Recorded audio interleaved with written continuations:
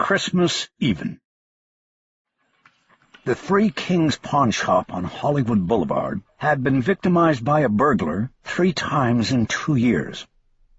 The criminal methods of each break-in were similar, and so it was suspected by the Los Angeles Police Department that the same thief was responsible each time. But the thief was careful never to leave a fingerprint or any other clue to his identity. No arrests were ever made, and none of the stolen property was ever recovered. Nikolai Servan, the Russian immigrant who owned the store, was left to wonder about the justice system of his adopted country. On the day before Christmas of this year, Servan unlocked the rear door of the pawn shop, entered, and discovered that his business had been victimized a 4th time. He also discovered that the burglar was still inside. It was this discovery that ultimately brought Detective Harry Bosch and his partner Jerry Edgar to the Three Kings pawn shop. Shortly after 10 a.m., they arrived in a slickback Bosch had checked out of the motor pool at the Hollywood division.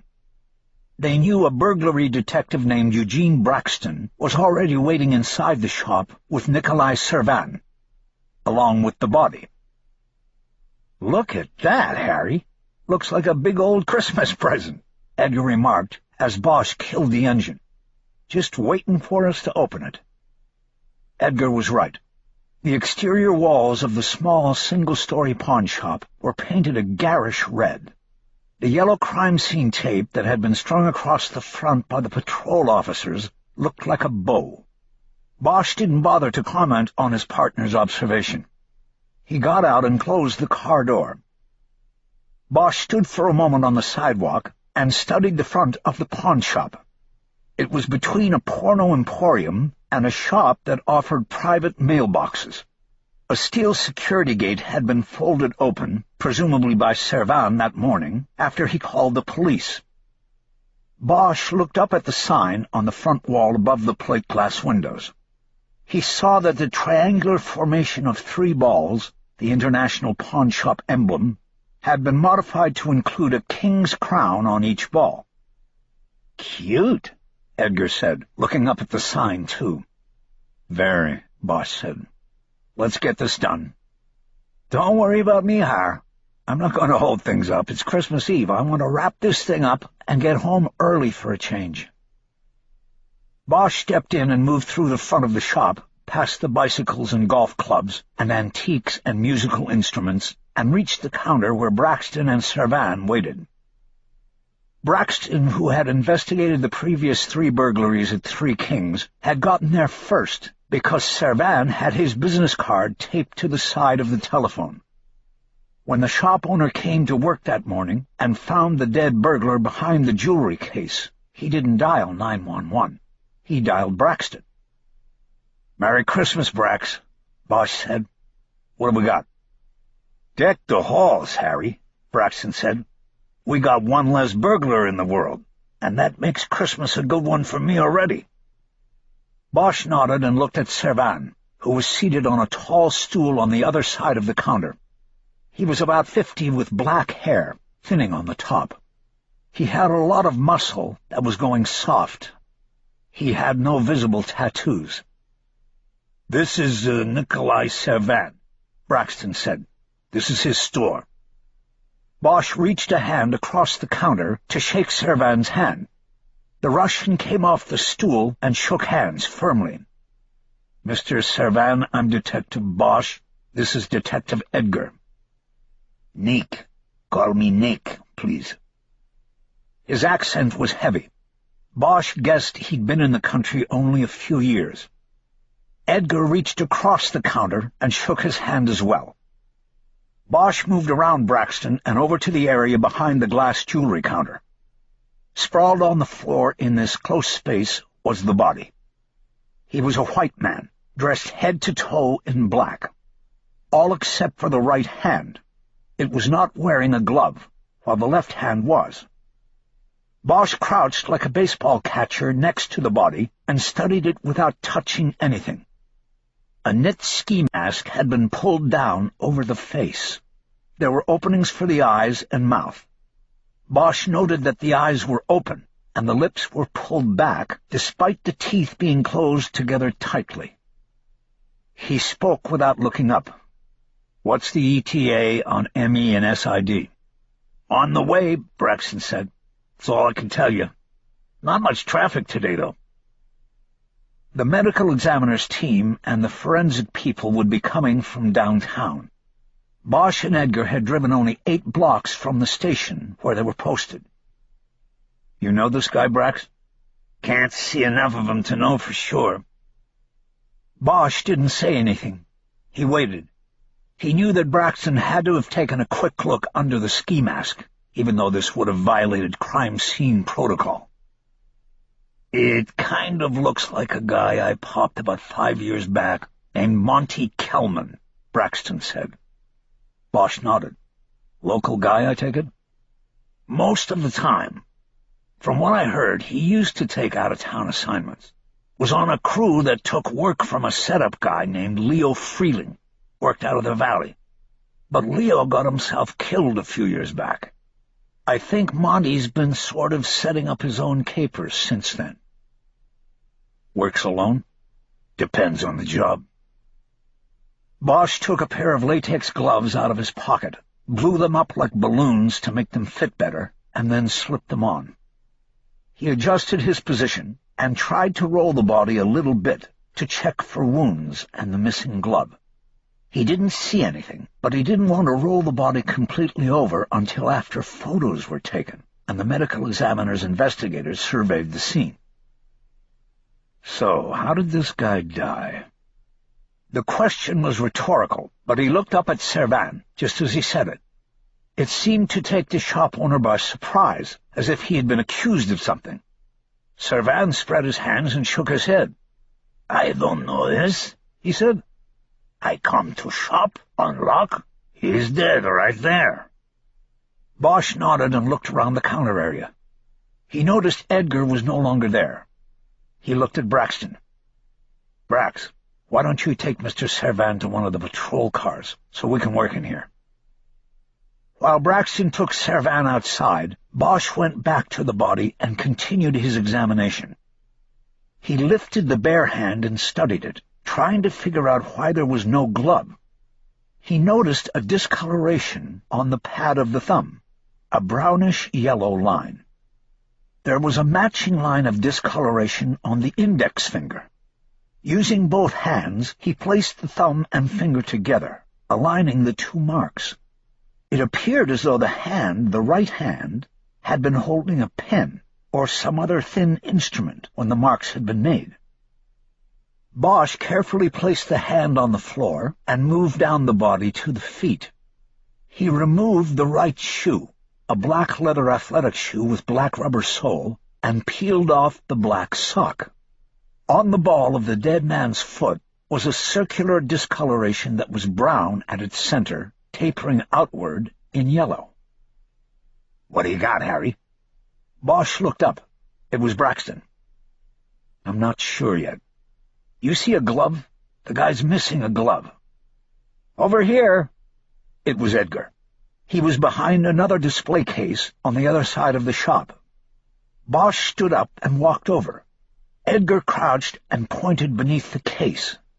"There's a black leather glove under the case. I don't know if it's a match, but it is a glove." Bosch got down on his hands and knees so he could look underneath the display case. He reached under and pulled out the glove. "Looks the same," he said.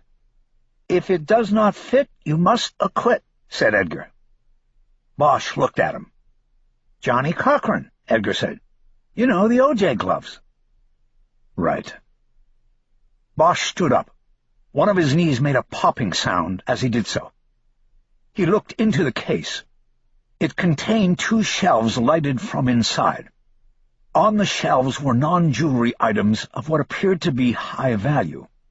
There were coins and some small jade sculptures, gold and silver pillboxes, cigarette cases, and other ornate and bejeweled trinkets. It was high-end stuff. Most of the coins, Bosch noticed, were Russian. Bosch stepped away from the case and surveyed the shop. Other than the 2 display cases, there was mostly junk, the property of financially desperate people willing to part with almost anything in exchange for cash. "Brax," Bosch said. "Where's the entry?" Braxton signaled him toward the back and led the way. Bosch and Edgar followed. They came to a rear room that was used as an office and for storage. Gravel and other debris were scattered on the floor. They all looked up. There was a hole roughly cut in the ceiling. It was 2 feet wide, and there was blue sky above. "It's a composite roof," Braxton said. "No big thing cutting through. A half hour, maybe." "It would make noise," Edgar said. "Anybody know when the Porno Palace closes?" "I remember I checked one of the other times this place was hit," Braxton said. "He closes at 4, reopens at 8. 4-hour window." "The roof the entry point in the other 3 hits?" Bosch asked. Braxton shook his head. "He hit the back door the first 2 times and then the roof. This is the 2nd time through the roof." "You think it was Monty all 3 times before?" "Wouldn't doubt it. That's what these guys do. Hit the same places over and over. After the 2nd time the back door was used, Mr. Servan took precautions there, added more steel reinforcement. So the guy went up onto the roof." "Why this place so many times?" Edgar asked. "A lot of immigrants come here. Russians, Koreans, from all over. They pawn the stuff they brought with them from the homeland. Jade, gold, coins. Small, expensive stuff. Burglars love that shit, man. That case where you found that glove, it's all in there. That's what the guy came in for. I don't know why he ended up behind the jewelry case." "What's been the take on the prior 3? Bosch asked. "It's probably averaged out to 40 to 50 grand a hit," Braxton said. "That's on the high side for a pawn shop. That's why this guy kept getting hit." A patrolman stepped back into the rear room and told the detectives that the medical examiner's people had arrived. The 3 detectives continued to huddle for a moment to discuss initial impressions and Bosch's theory on what had happened to the burglar and to set a case strategy. It was decided that Edgar would stay on scene and assist the ME and SID teams as necessary. Bosch and Braxton would handle Servan and next-of-kin notification. As soon as the medical examiner's investigator rolled a set of prints off the burglar's exposed hand, Bosch and Braxton headed back to Hollywood Division, along with Nikolai Servan. Bosch scanned the prints into the computer and sent them downtown to the print lab at Parker Center. He then conducted a formal and taped interview with Servan. Though the pawnbroker added nothing new to what he had told them in his shop, it was important for Bosch to lock down his story on tape. By the time he was done with the interview, he had a message waiting from a print technician named Tom Rush. The prints were matched by computer to a 39-year-old ex-convict named Montgomery George Kelman. Kelman was on parole for a burglary conviction. It took Bosch 3 calls to locate Kelman's parole agent and to get the dead man's current address and employer. He was told Kelman worked a morning dishwashing shift at a restaurant on Hillview. The parole agent had already received a call that morning from the restaurant owner, who reported that Kelman had not shown up for work or called in sick, as parole regulations dictated. The agent seemed pleased to learn he didn't have to bother filing all the paperwork needed to violate Kelman's parole. "Merry Christmas," he said to Bosch before hanging up. After checking with Edgar by phone and learning the techs were still working the body and scene, Bosch told his partner that the victim had been ID'd as Kelman and that he and Braxton were headed to the address the parole agent had provided for Kelman. He said they were going to leave Nikolai Servan behind in an interview room at the division. Monty Kelman's address was an apartment on Los Feliz, near Griffith Park. Bosch's knock was answered by a young woman in shorts and a long-sleeved turtleneck shirt. She was thin to the point of being gaunt, an obvious junkie. She abruptly collapsed into the fetal position on the couch when they gave her the bad news about Monty. While Braxton attempted to console her and gather information from her at the same time, Bosch took a quick look around the one-bedroom apartment. As he expected, there was no obvious sign that the premises belonged to a burglar. This apartment was the front, the place where the parole agent visited, and Kelman kept the semblance of a law-abiding life. Bosch knew that any active burglar with a parole tail would keep a separate and secret place, a safe house, for his tools and swag. In the bedroom was a small desk in which Kelman kept his checkbook and personal papers. Bosch flipped through the checkbook and saw nothing unusual. He looked through everything else in the drawer, but found no lead to Kelman's safe house. He wasn't particularly anxious about it. It was just a loose end, something that would be of greater concern to Braxton as a burglary detective than to Bosch. As he turned to leave the bedroom, he saw a saxophone propped on a stand in the corner by the door. He recognized from its size that it was an alto. He stepped over and lifted it into his hands. It looked old but well cared for. It was polished brass, and he saw the buffing cloth pushed down into the mouth of the instrument. Bosch had never played the saxophone, had never even tried, but the instrument's sound was the only music that had ever been able to truly light him up inside. He held the instrument with a sense of reverence he rarely exhibited for any person or thing, and for a moment he was tempted to raise the mouthpiece to his lips and try to sound a note. Instead, he gripped the instrument the way he had seen countless musicians, from Art Pepper to Wayne Shorter, hold theirs. "Harry, you got anything?" Braxton said from the other room. Bosch carried the saxophone and stand out to the living room. The woman was sitting up on the couch now, her arms folded tightly across her chest. Tears streaked her face. Bosch didn't know if she was crying over her lost love or her lost junk ticket. He held up the saxophone. "Whose is this?" She swallowed before answering. "It's Monty's. Was." "He played?" "He tried. He liked jazz. He always said he wanted to take lessons. He never did." A new rush of tears cascaded down her cheeks. "It's got to be swag," Braxton said, ignoring her and speaking to Bosch. "I can run it on the box when we get back. On those things, the manufacturer and serial number are engraved inside the bell." He pointed to the mouth of the horn. "In there. Wouldn't surprise me if it came out of Servan's shop, on one of the earlier B&Es. Bosch pulled the felt buffing cloth out of the opening and looked inside. There was an inscription on the curved brass, but he couldn't read it. He walked over to the window and angled the instrument so sunlight flooded into the mouth. He bent close and turned the instrument so he could read it. Calumet Instruments, Chicago, Illinois. Custom made for Quentin McKinsey, 1963. The Sweet Spot. Bosch read it again, and then a third time.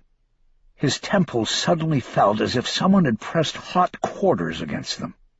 A flash memory filled his thoughts. A musician under the canopy set up on the deck of the ship. The soldiers crowded close. Those in wheelchairs, the men missing limbs, at the front. The man playing the sax bending up and down and in and out, like Sugar Ray Robinson coming from the corner of the ring. The music, beautiful and agile, lighting him up. The sound better than anything he had ever heard. The goddamn light at the end of all his tunnels. "Jesus, Harry, what's it say?" Bosch looked over at Braxton, the memory retreating into the darkness. "What? You look like you saw a ghost hiding in there. What's it say?" "Chicago. It was made in Chicago." "Calumet?" "How'd you know?" "I'm a burglary detective. It's my job to know." Calumet is one of the big ones, been around a long time. We might be able to trace it. Bosch nodded. You finished here? He asked. Let's go. On the drive back to the station, Bosch let Braxton drive so that he could hold and study the saxophone. What's something like this worth? He asked after they were halfway to their destination. Depends. No, you're talking in the thousands. To a pawnbroker, probably a few hundred. You ever heard of Quentin McKenzie? Braxton shook his head. I don't think so. They called him Sugar Ray McKay. On account of when he played the sax, he'd bob and weave like the fighter Sugar Ray Robinson. He was good. He was mostly a session guy, but he put out a few records. The Sweet Spot. You never heard that tune? Sorry, man, not into jazz. Too much of a cliché, you know. Detectives and jazz. I listen to country myself. Bosch felt disappointed. He wanted to tell him about that day on the ship, but if Braxton didn't know jazz, it couldn't be explained. What's the connection? Braxton asked. Bosch held up the saxophone. This was his. It says inside here, custom made for Quentin McKenzie. That's Sugar Ray McKay. You ever see him play? Bosch nodded. One time. 1969. Braxton whistled. Whew, long time ago. You think he's still alive? I don't know. He's not recording. Last disc he put out was Man with an Axe. That was at least 10 years ago, maybe longer. It was a compilation. Bosch looked at the saxophone. Can't record without this anyway, I suppose. Bosch's cell phone chirped. It was Edgar. Harry, where you at? On the way back to the station, we just checked out Kelman's apartment. Anything? Not really. A junkie and a saxophone. What have you got? First off, we've got lividity issues. This guy was moved. And what's the ME say about cause?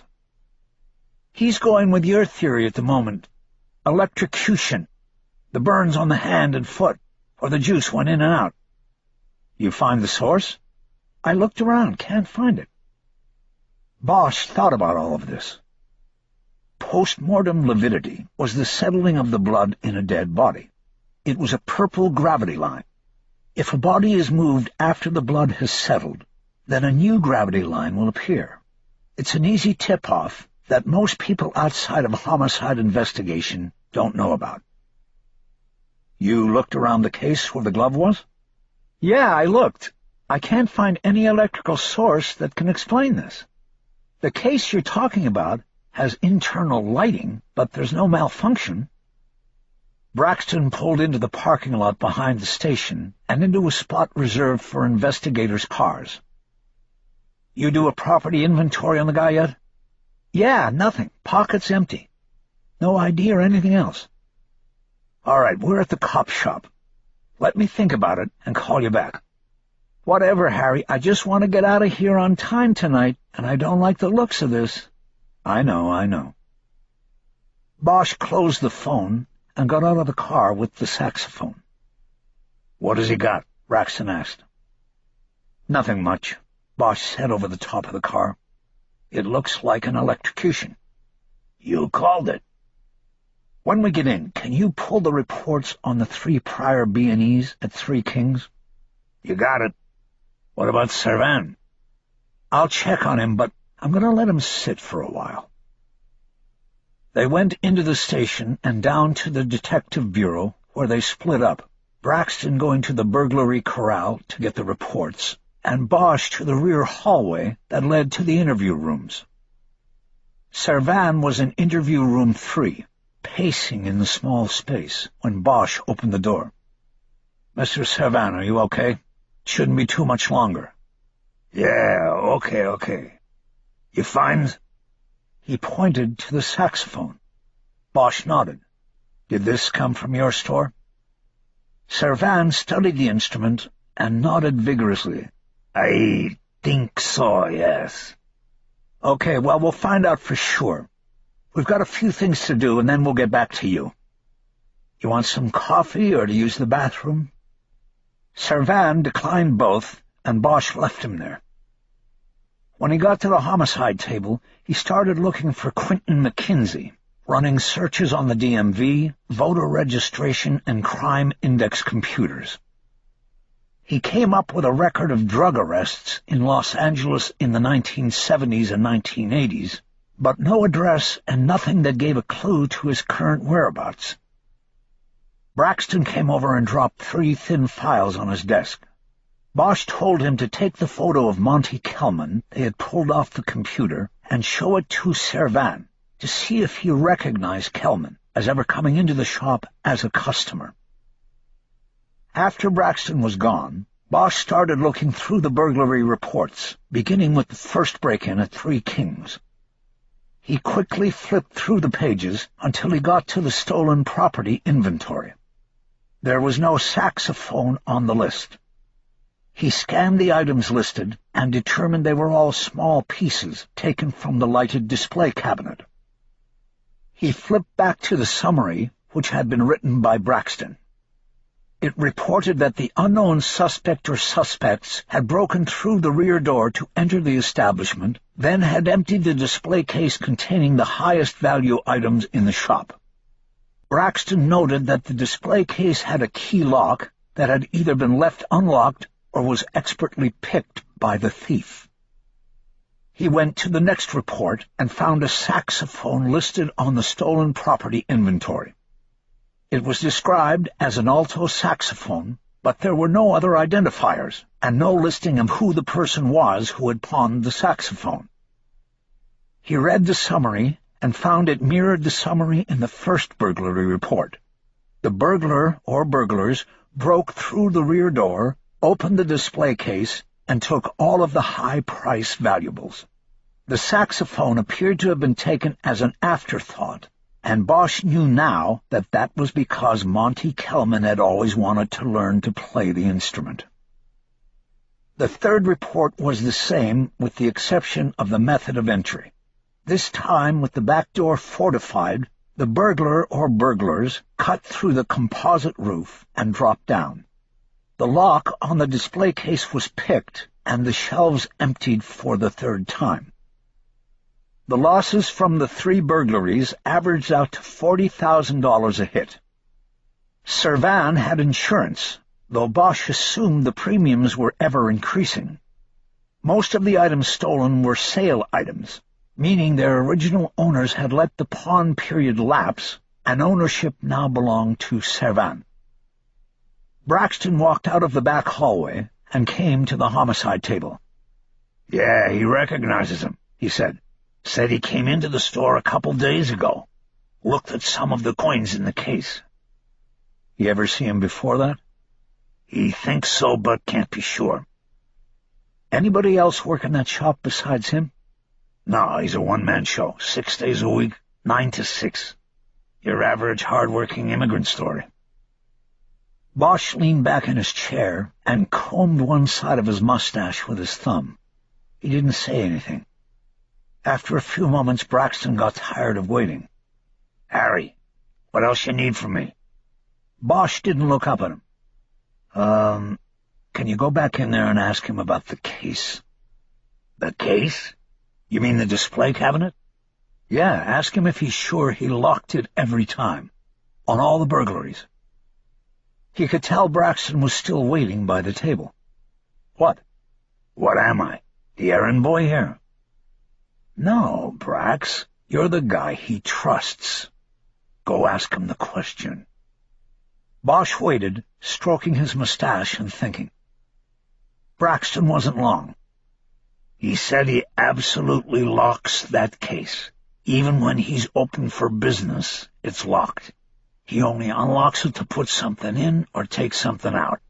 Then he relocks it every time. He keeps the key with him all the time. There are no copies." "So then our guy used picks." "Looks that way." Bosch nodded. One more thing, Brax. The saxophone. He has to keep pawn records, right?" "He has to keep them, and we get copied as well. The pawn detail." They compare pawn inventories to stolen property reports. Look for matches. Bosch reached over and lifted the saxophone off the desk. So then how can I find out who pawned this? Braxton seemed mildly taken aback. What's it got to do with all of this? Nothing as far as I know, but I want to find out who pawned it. It shouldn't be too hard. The guys in the detail keep everything separated by store, in shoeboxes. They could just look through the box for 3 kings. Depending on how far back they go, it might be in there. What would work better, if you call them or I call them? They're not going to like it either way, but let me take a crack at it. Thanks, man. Bosch looked at his watch. It was almost noon. And tell them we'd like to hear back on it today. I'll tell them, but I doubt they'll make any promises. It's Christmas Eve, Harry. People are trying to get home early. Just tell them it's important. To you or the case. Bosch didn't answer, and eventually Braxton went back to his desk to make the call. Bosch looked through the 3 burglary reports again. When he finished, he got up and went down the back hallway to the interview rooms. Instead of going into 3 where Servan was, he went into 4 and looked through the mirrored glass at the pawnbroker. He was sitting at the table with his arms folded and his eyes closed. He was either sleeping or meditating, maybe both. He left the room and went back to the homicide table. He sat down and picked up the saxophone again. He liked handling it, the feel and weight of it in his grasp. Knowing that the instrument could produce a sound that echoed all the sadness and hope of humanity gave him pause. Again, he remembered the day on the ship. Sugar Ray, bobbing and weaving through The Sweet Spot, and a few other tunes. Bosch fell in love with the sound that day. It felt like it had come from somewhere deep within himself. He was not the same after that day. He came out of the memory and walked over to a shelf that ran above the row of file cabinets. He took down one of the forensics manuals and turned to the index. He found what he wanted and went to the page. He was sitting down, reading the manual, when his cell phone chirped and he dug it out of his pocket. It was Edgar. "Harry, you're about to clear here. You want me to come in?" "Not yet." "Well, what are we doing?" "There was nothing with the body, right? No tools, no picks." "That's right, I already told you." "I just read through the reports from the 3 priors. That display case was hit each time. It was picked. Servan said it was always locked." "Well, we got no lock picks here, Harry. I guess whoever moved the body took the picks." It was Servan. Edgar was quiet for a moment and then said, "Why don't you run it down for me, Harry?" Bosch thought for a moment before speaking. He'd been hit 3 times in 2 years. Every time the high-end case was picked. It's hard to work a set of picks with gloves on. Servan probably knew that the one time this guy took off his gloves was to work the picks. Steel picks going into a steel lock. If he put 110 volts into that lock, it could have shut this guy's heart down. Not necessarily. I've been sitting here reading one of the manuals. 110 can stop your heart, but it all depends on the amps. There's a formula. It has to do with resistance to the charge. Like dry skin versus moist skin, things like that. This guy just took his glove off. He probably had sweaty hands. Exactly. So if the resistance was low, and Servan had somehow rigged a 110 line going directly into that lock, then the initial jolt could have contracted the muscles and left our burglar unable to let go of the pick. The juice goes through him, hits the heart, and the heart goes into V-fib. Ventricular fibrillation is a natural cause, Harry. Not when you use 110 to get it. Then we're talking more than just homicide. This is lying in wait. The DA can decide all of that. We just have to bring in the facts. By the way, how did you know to take off his sock and look for the exit burn? The burns on his fingers. I saw them and just took a shot. Well, I'd say you hit the bullseye, partner. Got lucky. So now you have to get into that case and find out how he wired it. Did SID leave? They're still packing up. Tell them to take the case as evidence. The whole case? It's 10 feet long. Tell them to take it with them. You go with it. The case is the key. And tell them to be careful with it. They're going to have to get a special services truck out here. Whatever. Call them now. Get it done. Bosch closed the phone and got up from his desk. He went down the hallway past the watch office to the locker rooms. He bought 2 packages of peanut butter crackers from the vending machine. He opened one and ate all the squares while he was walking back to the detective bureau. He put the other package in his coat pocket for later. He stopped once on the way back to get a drink from the water fountain. Braxton was waiting for him at the homicide table with a sheet of paper in his hand. "You got lucky," he told Bosch as he approached. "The guy pawned that saxophone 2 years ago, but they still have the slip." He gave the sheet of paper to Bosch. It was a photocopy of the pawn slip. It contained the name, address, and phone numbers of the customer. The man who had pawned Quentin McKenzie's saxophone was named Donald Teed. He lived in the valley. Nikolai Servan had given him $200 for the instrument.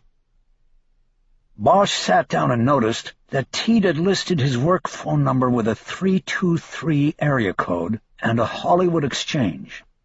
That might explain why a man who lived in the valley had used a pawn shop in Hollywood. He picked up the phone and punched in Teed's work number.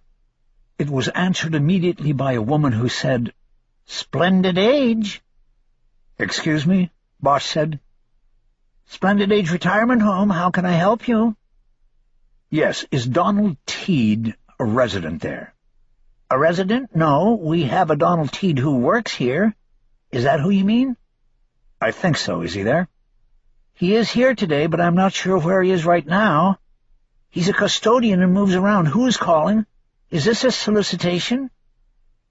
Bosch felt things falling into place. He decided to take a shot. "I'm a friend. Can you tell me if another friend of mine is there? His name is Quentin McKenzie." "Yes, Mr. McKenzie is a resident here. What is this about?" "I'll call back." Bosch hung up the phone, and his eyes drifted to the saxophone. Nikolai Servan opened his eyes the moment Bosch came through the door. Bosch put the piece of paper he carried down on the table and took the seat across from Servan, folding his arms and putting his elbows on the table in almost a mirror image. "We've hit a snag, Mr. Servan." Snag?" "A problem. Actually, a few of them. And what I'd like to do here is give you the opportunity to tell me the truth this time." "I don't understand. I told you the truth. "I think you left some things out, Mr. Servan." Servan clasped his hands together on the table and shook his head. "No, I told everything." "I'm going to advise you of your rights now, Mr. Servan. Listen closely to what I read you." Bosch read Servan his rights from the paper on the table. He then turned it around and asked the pawnbroker to sign it. He gave him the pen. Servan hesitated and seemed to slowly reread the rights waiver form all over again. He then picked up the pen and signed. Bosch asked the first question the instant the point of the pen came off the paper. "So what did you do with the burglar's lock picks, Mr. Servan?" Servan held his lips tightly together for a long moment and then shook his head. "I don't understand." "Sure you do, Mr. Servan. Where are the picks?" Servan only stared at him. "Okay," Bosch said, "let's try this one. Tell me how you wired that display case." Servan bowed his head once. "I have attorney now," he said. "Please, I have attorney now."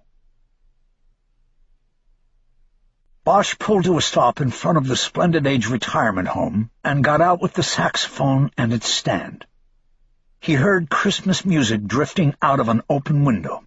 Elvis Presley singing Blue Christmas.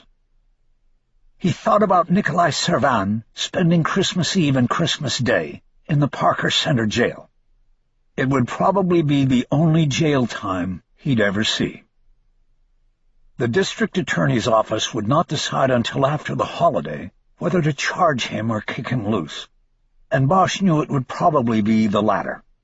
Prosecuting the case against the pawnbroker was fraught with difficulties. Servan had lawyered up and stopped talking. Afternoon-long searches of his home, car, the pawn shop, and the trash containers in the alley failed to produce Monty Kelman's lockpicks, or the method by which the display case had been rigged to deliver the fatal charge. Even the cause of death would be difficult to prove in a court of law. Kelman's heart had stopped beating. A burst of electricity had most likely caused ventricular fibrillation. But in court, a defense lawyer could easily and most likely successfully argue that the burn marks on the victim's hand and foot were inconclusive and possibly not even related to cause of death. And all of these obstacles were minor in comparison with the main difficulty. The victim was a thief killed during the commission of a crime. He had engaged in repeated offenses against the defendant. Would a jury even care that Nikolai Servan had set a fatal trap for him? Probably not, the prosecutor told Bosch and Edgar. Bosch planned to go back to the pawn shop the following morning. In his personal ledger, everybody counted or nobody counted. That included burglars. He would look until he found the picks or the wire Servan had used to kill Monty Kelman. As he approached the front doors of the retirement home, he noticed that not much about it looked particularly splendid. It looked like a final stop for pensioners and people who hadn't planned on living as long as they had. Quentin McKinsey, for example. Few jazzmen and drug users went the distance. He probably never thought he'd make it this far. According to the information Bosch got off the computer, he was 72 years old. Bosch entered and walked up to a welcome counter. The place smelled like most of the low-rent retirement homes he had ever been in. Urine and decay, the end of hopes and dreams. He asked for directions to Quentin McKinsey's room. The woman behind the counter suspiciously eyed the saxophone under Bosch's arm. "Do you have an appointment?" she asked. "Evening visiting is by appointment only." "Is that to give you time to clean the place up before the kids come by to see dear old Dad?" "I beg your pardon?" "I don't need an appointment. Where is Mr. McKinsey?" He held his badge up, a foot from her face. She looked at it for a long moment, longer than it took to read it, and then cleared her throat. "He's in 107. Down the hall on the left side. He's probably sleeping." Bosch nodded his thanks and headed down the hall. The door to 107 was ajar. The light was on in the room, and Bosch could hear television sounds coming from inside. He knocked softly and didn't get a response. He slowly pushed the door open and stuck his head in. He saw an old man sitting in a chair next to a bed. A television mounted high on the opposite wall was droning. The old man's eyes were closed. He was gaunt and depleted, his body taking up only half of the chair. His black skin looked gray and powdery. Despite the thin face and loose skin gathering below his chin, Bosch recognized him. It was Sugar Ray McKay. He stepped into the room and quietly came around the bed. The man didn't stir. Bosch stood still for a moment, wondering what he should do. He decided not to wake the man. He put the instrument stand down on the floor in the corner. He then cradled the saxophone in it. He straightened up, took another look at the sleeping jazzman, and nodded to him in some sort of unnoticed acknowledgement. As he headed out of the room, he reached up and turned off the television. At the door, he was stopped by a raspy voice. "Hey!" Bosch turned. Sugar Ray was awake and looking at him with rheumy eyes. "You turned off my box." "Sorry, I thought you were asleep." He came back into the room and reached up to turn the television on again. "Who are you, boy? You don't work here." Bosch turned to face him. "My name is Harry Bosch. I came—" Sugar Ray noticed the saxophone sitting in the corner of the room. "That's my axe." Bosch picked up the saxophone and handed it to him. "I found it. I saw your name in it, and I wanted to get it back to you." The man held the instrument like it was as precious as a new baby. He slowly turned it in his hand, studying it for flaws, or maybe just wanting to look at it the way he would look at a loved one long gone away. Bosch felt a constriction rising in his chest as the jazzman brought the instrument to his mouth, licked the mouthpiece, and then held it between his teeth. His chest rose as he drew in a breath. But as his fingers went to work and he blew out the riff, the wind escaped from the weak seal his lips made around the mouthpiece. Sugar Ray closed his eyes and tried again. The same result sounded from his instrument. He was too old and weak. His lungs were gone. He could no longer play. "It's all right," Bosch said. "You don't have to play. I just thought it should be back with you, that's all." Sugar Ray cradled the instrument in his lap, as if he were protecting it. He looked up at Bosch. "Where did you get this, Harry Bosch?" "I took it from a guy who stole it from a pawn shop." Sugar Ray nodded like he knew the story. "Was it stolen from you?" Bosch asked. "No, I had it pawned. A fella here did it for me so I could get money for the box.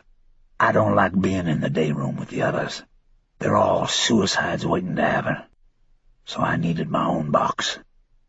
He shook his head. His eyes went up to the television on the wall over Bosch's shoulder. "Imagine a man trading the love of his life for that." Bosch looked up at the tube and saw a commercial where a Santa Claus was drinking a cold beer after a long night of delivering presents and cheer. He looked back at Sugar Ray. He didn't know whether to feel good or bad about what he had done. He had returned an instrument to a musician who could no longer play it.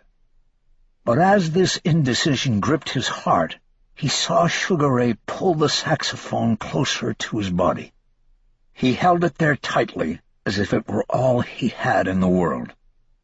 He brought his eyes to Bosch's, and in them Harry saw that he had done the right thing. "Merry Christmas, Sugar Ray." Sugar Ray nodded and looked down. Bosch knew it was time to leave him alone. He reached over and gripped his shoulder for a moment. "Why?" Sugar Ray asked. "Why what?" "Why did you do this for me? You think you're playing Santa Claus or something?" Bosch smiled and squatted down next to the chair. He was now looking up into the old man's eyes. "I did it to try to make us even, I guess." The old man just looked at him, waiting. "In December 1969, I was on a hospital ship in the South China Sea." Bosch touched his left side just above the hip. "I got bamboo-bladed in a tunnel 4 days before. You probably don't remember this, but—" "The USS Sanctuary off Da Nang. Of course I remember. You were one of the boys in the blue bathrobes, huh?" Sugar Ray smiled. Bosch nodded and continued. "I remember the announcement that the show was canceled because the seas were too high and the fog too thick.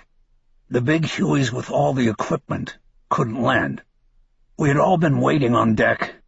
We saw the choppers coming in through the mist and then just turning around to go back." Sugar Ray raised a finger.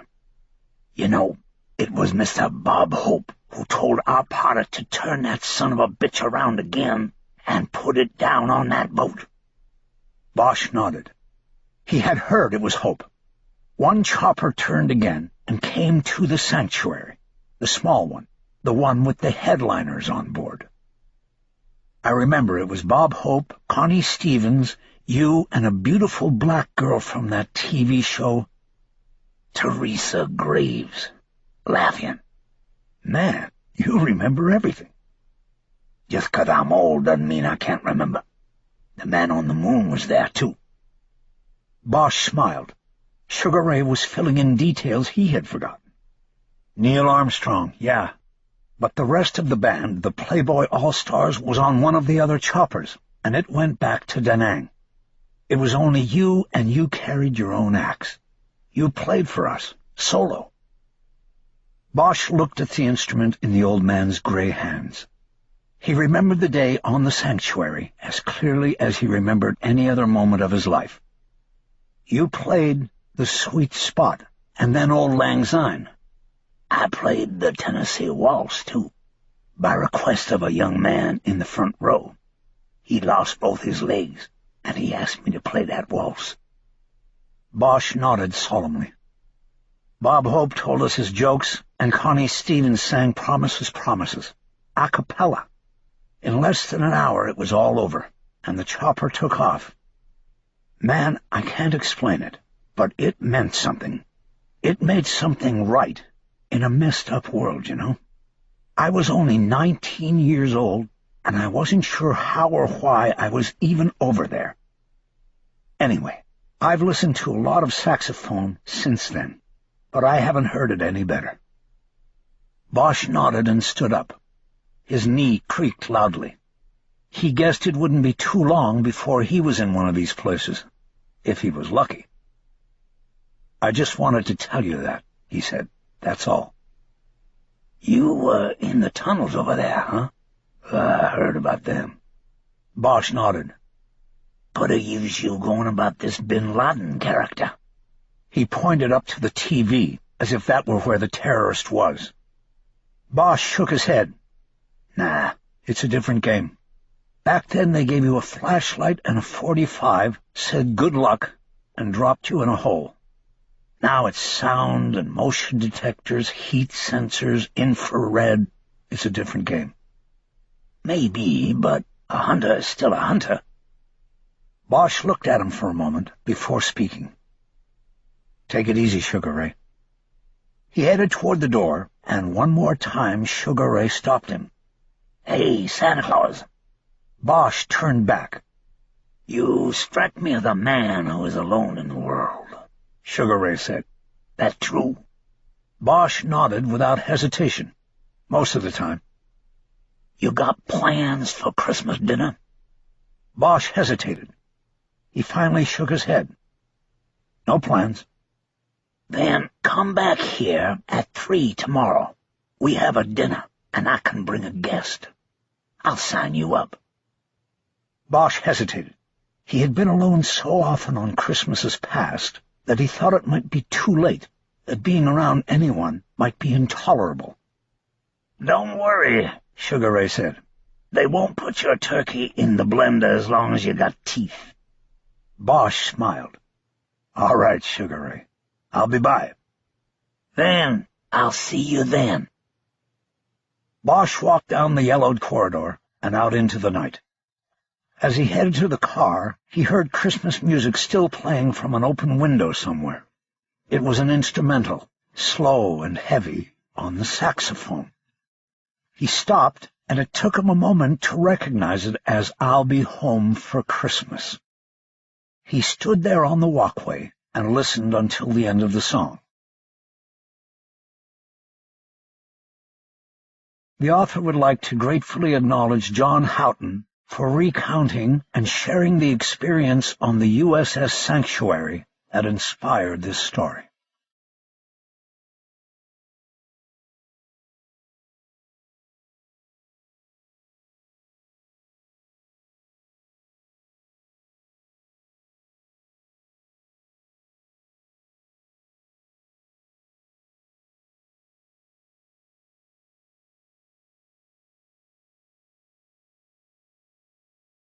Father's Day.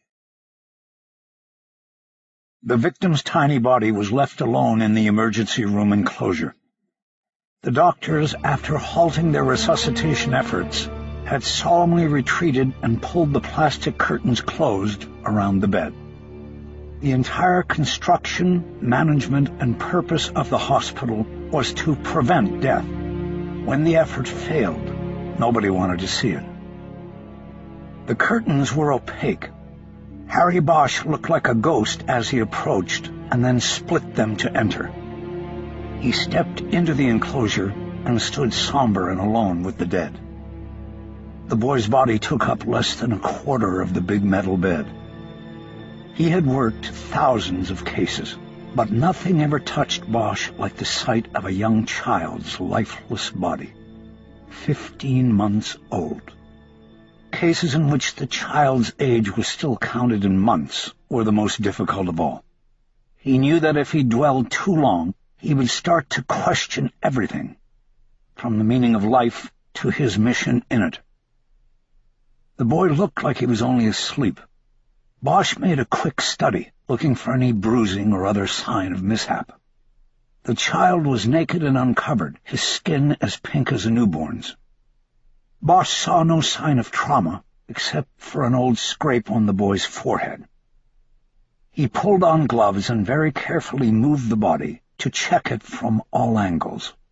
His heart sank as he did this, but he saw nothing that was suspicious. When he was finished, he covered the body with the sheet, he wasn't sure why, and slipped back through the plastic curtains shrouding the bed. The boy's father was in a private waiting room down the hall. Bosch would eventually get to him, but the paramedics who had transported the boy had agreed to stick around to be interviewed. Bosch looked for them first and found both men, one old, one young, one to mentor, one to learn, sitting in the crowded ER waiting room. He invited them outside so they could speak privately. The dry summer heat hit them as soon as the glass doors parted, like walking out of a casino in Vegas. They walked to the side so they would not be bothered, but stayed in the shade of the portico. He identified himself and told them he would need the written reports on their rescue effort as soon as they were completed. For now, tell me about the call. The senior man did the talking. His name was Tickerton. The kid was already in full arrest when we got there, he began. We did what we could, but the best thing was just to ice him and transport him, to try to get him in here and see what the pros could do. Did you take a body temperature reading at the scene? Bosch asked. First thing, Tickerton said. It was 1068, so you gotta figure the kid was up around 108, 109 before we got there. There was no way he was going to come back from that, not a little baby like that. Tickerton shook his head as though he was frustrated by having been sent to rescue someone who could not be rescued. Bosch nodded as he took out his notebook and wrote down the temperature reading. You know what time that was? He asked. We arrived at 12:17, so I would say we took the BT no more than 3 minutes later. First thing you do. That's the protocol. Bosch nodded again and wrote the time, 12:20 p.m., next to the temperature reading. He looked up and tracked a car coming quickly into the ER lot. It parked and his partner, Ignacio Ferris, got out. He had gone directly to the accident scene, while Bosch had gone directly to the hospital. Bosch signaled him over. Ferris walked with anxious speed. Bosch knew he had something to report, but Bosch didn't want him to say it in front of the paramedics. He introduced him and then quickly got back to his questions for the paramedics. Where was the father when you got there? They had the kid on the floor by the back door where he had brought him in. Father was sort of collapsed on the floor next to him, screaming and crying like they do, kicking the floor. Did he ever say anything? Not right then. Then when? When we made the decision to transport and work on the kid in the truck, he wanted to go. We told him he couldn't. We told him to get somebody from the office to drive him. What were his words? He just said, I want to go with him, I want to be with my son, stuff like that. Ferris shook his head as if in pain. At any time, did he talk about what had happened? Bosch asked. Tickerton checked his partner, who shook his head. "No," Tickner said, "he didn't." "Then how were you informed of what had happened?" "Well, initially we heard it from dispatch. Then one of the office workers, a lady, she told us when we got there. She led us to the back and told us along the way." Bosch thought he had all he was going to get, but then thought of something else. "You didn't happen to take an exterior air temperature reading for that spot, did you?" The two paramedics looked at each other and then at Bosch. "Didn't think to," Tickner said. "But it's got to be at least 95 with the Santa Ana's kicking up like this. I don't remember a June this hot." Bosch remembered a June he had spent in a jungle, but wasn't going to get into it.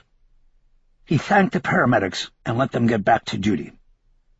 He put his notebook away and looked at his partner. "Okay, tell me about the scene," he said. "We've got to charge this guy, Harry," Ferris said urgently. "Why? What did you find?" "It's not what I found. It's because it was just a kid, Harry. What kind of father would let this happen? How could he forget?" Ferris had become a father for the first time 6 months earlier. Bosch knew this. The experience had made him a professional dad, and every Monday he came into the squad with a new batch of photos. To Bosch, the kid looked the same week to week, but not to Ferris. He was in love with being a father, with having a son. "Ignacio, you've got to separate your own feelings about it from the facts and the evidence, okay? You know this. Calm down." I know. It's just that... How could he forget, you know?" "Yeah, I know, and we're going to keep that in mind. So tell me what you found out over there. Who'd you talk to?" "The office manager." "And what did he say?" "It's a lady. She said that he came in through the back door shortly after 10. All the sales agents park in the back and use the back door. That's why nobody saw the kid. The father came in talking on the cell phone. Then he got off and asked if he'd gotten a fax, but there was no fax. So he made another call, and she heard him ask where the fax was. Then he waited for the fax." "How long did he wait?" "She said not long, but the fax was an offer to buy. So he called the client, and that started a whole back and forth with calls and faxes, and he completely forgot about the kid.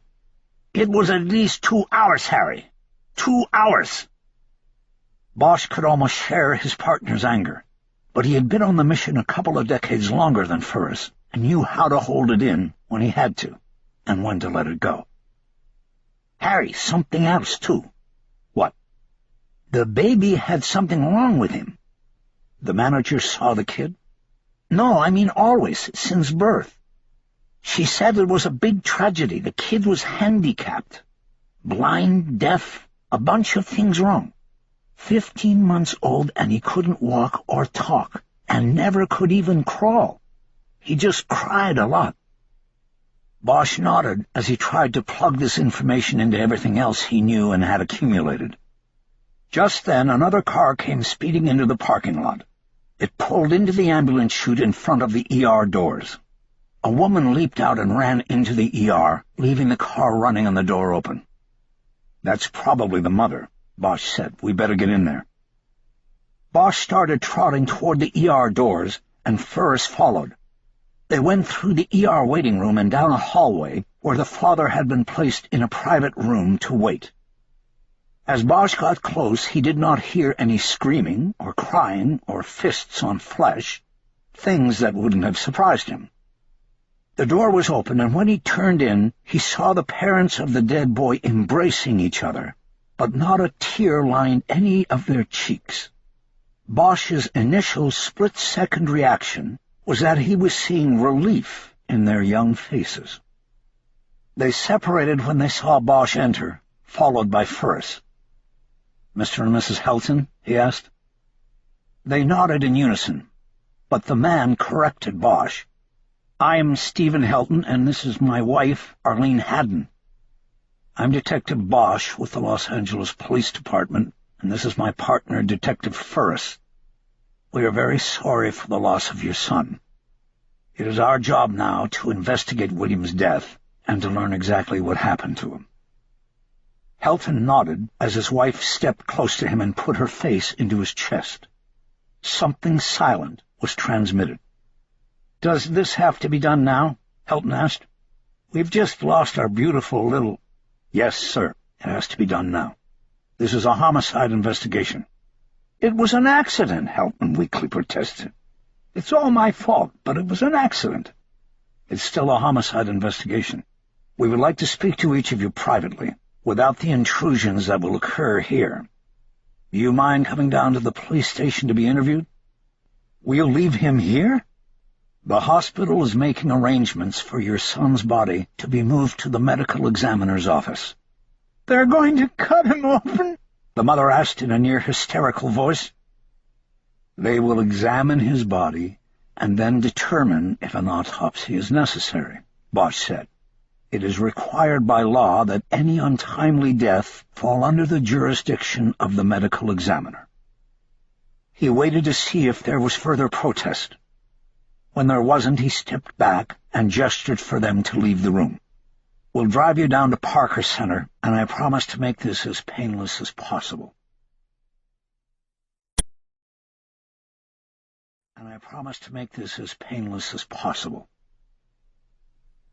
They placed the grieving parents in separate interview rooms in the third-floor offices of Homicide Special.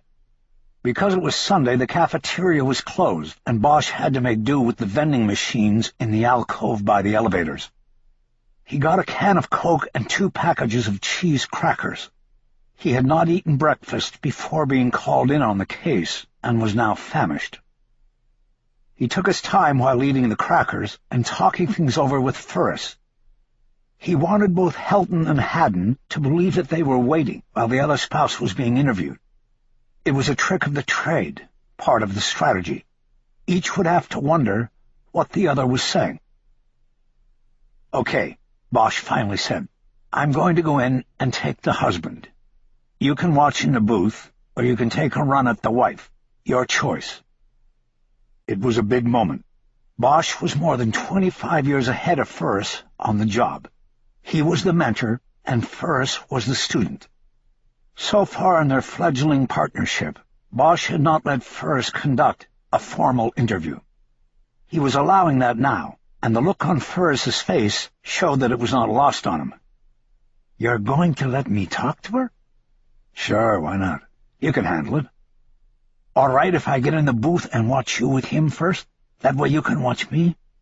"Whatever makes you comfortable." "Thanks, Harry." "Don't thank me, Ignacio. Thank yourself. You earned it."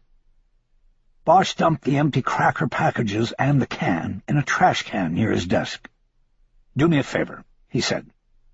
"Go on the internet first and check the L.A. Times to see if they've had any stories lately about a case like this. You know, with a kid? I'd be curious.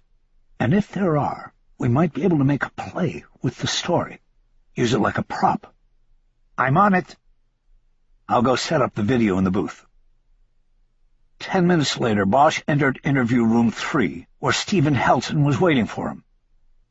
Helton looked like he was not quite 30 years old. He was lean and tan, and appeared to be the perfect real estate salesman. He didn't look like he had ever spent even 5 minutes in a police station before. Immediately he protested. "What is taking so long? I've just lost my son, and you stick me in this room for an hour? Is that procedure?" "It hasn't been that long, Stephen. But I am sorry you had to wait. We were talking to your wife, and that went longer than we thought it would." "Why were you talking to her? Willie was with me the whole time." "We talked to her for the same reason we're talking to you. I'm sorry for the delay." Bosch pulled out the chair that was across the small table from Helton and sat down. "First of all," he said, "thank you for coming in for the interview. You understand that you are not under arrest or anything like that. You're free to go if you wish. But by law, we have to conduct an investigation of the death, and we appreciate your cooperation." "I just want to get it over with so I can begin the process." "What process is that?" "I don't know. Whatever process you go through. You know, grief and guilt and mourning. Willie wasn't in our lives very long, but we loved him very much. This is just awful. I made a mistake, and I'm going to pay for it the rest of my life, Detective Bosch." Bosch almost told him that his son paid for the mistake with the rest of his life, but chose not to antagonize the man. Instead, he just nodded, and noted that Helton had looked down at his lap when he had spoken most of his statement. Averting the eyes was a classic tell that indicated untruthfulness. Another tell was that Helton had his hands down in his lap and out of sight. The open and truthful person keeps his hands on the table and in sight. "Why don't we start at the beginning?" Bosch said. "Tell me how the day started." Helton nodded and began. "Sunday's our busiest day. We're both in real estate. You may have seen the signs, Haddon and Helton. We're PPG's top volume team. Today, Arlene had an open house at noon and a couple of private showings before that, so Willie was going to be with me. We lost another nanny on Friday, and there was no one else to take him." "How did you lose the nanny?" "She quit. They all quit. Willie is a handful, because of his condition. I mean, why deal with a handicapped child if someone with a normal, healthy child will pay you the same thing? Consequently, we go through a lot of nannies." "So you were left to take care of the boy today, while your wife had the property showings?" "It wasn't like I wasn't working, though. I was negotiating a sale that would have brought in a $30,000 commission. It was important." "Is that why you went into the office?" "Exactly. We got an offer sheet, and I was going to have to respond.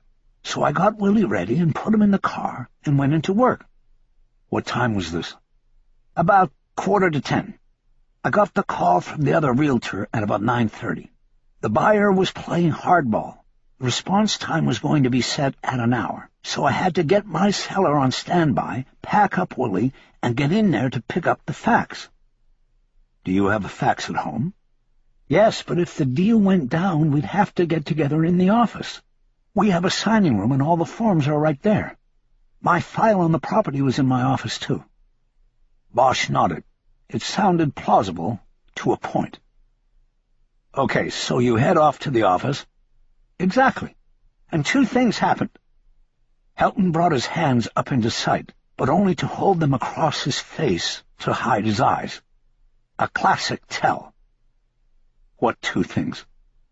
"I got a call on my cell from Arlene, and Willie fell asleep in his car seat. Do you understand?" "Make me understand." "I was distracted by the call, and I was no longer distracted by Willie. He'd fallen asleep." "Uh-huh." "So I forgot he was there. Forgive me, God, but I forgot I had him with me." "I understand. What happened next?" Helton dropped his hands out of sight again. He looked at Bosch briefly, and then at the tabletop. I parked in my assigned space behind PPG, and I went in. I was still talking to Arlene. One of our buyers is trying to get out of a contract because he's found something he likes better. So we were talking about that, about how to finesse things with that, and I was on the phone when I went in." "Okay, I see that. What happened when you went in?" Helton didn't answer right away. He sat there looking at the table as if trying to remember so he could get the answer right. "Stephen," Bosch prompted, "what happened next?" "I had told the buyer's agent to fax me the offer, but it wasn't there, so I got off the line from my wife and I called the agent. Then I waited around for the fax, checked my slips, and made a few callbacks while I was waiting." "What are your slips?" "Phone messages. People who see our signs on properties and call. I don't put my cell or home number on the signs." "How many callbacks did you make?" "I think just 2. I got a message on one and spoke briefly to the other person. My fax came in, and that was what I was there for. I got off the line." "Now, at this point, it was what time?" "I don't know, about 10 after 10. "Would you say that at this point you were still cognizant that your son was still in your car in the parking lot?" Helton took time to think through an answer again, but spoke before Bosch had to prompt him. "No, because if I knew he was in the car, I would not have left him in the first place. I forgot about him while I was still in the car. You understand?" Bosch leaned back in his seat. Whether he understood it or not, Helton had just dodged one legal bullet. If he had acknowledged that he knowingly left the boy in the car, even if he planned to be back in a few minutes, that would have greatly supported a charge of negligent homicide. But Helton had maneuvered the question correctly, almost as if he had expected it. "Okay," Bosch said. "What happened next?" Helton shook his head wistfully and looked at the side wall as if gazing through a window toward the past he couldn't change. "I got involved in the deal," he said. "The fax came in, I called my client, and I faxed back a counter. I also did a lot of talking to the other agent, by phone. We were trying to get the deal done, and we had to handhold both our clients through this." "For 2 hours?" "Yes, it took that long." "And when was it that you remembered that you had left William in the car out in the parking lot, where it was about 95 degrees?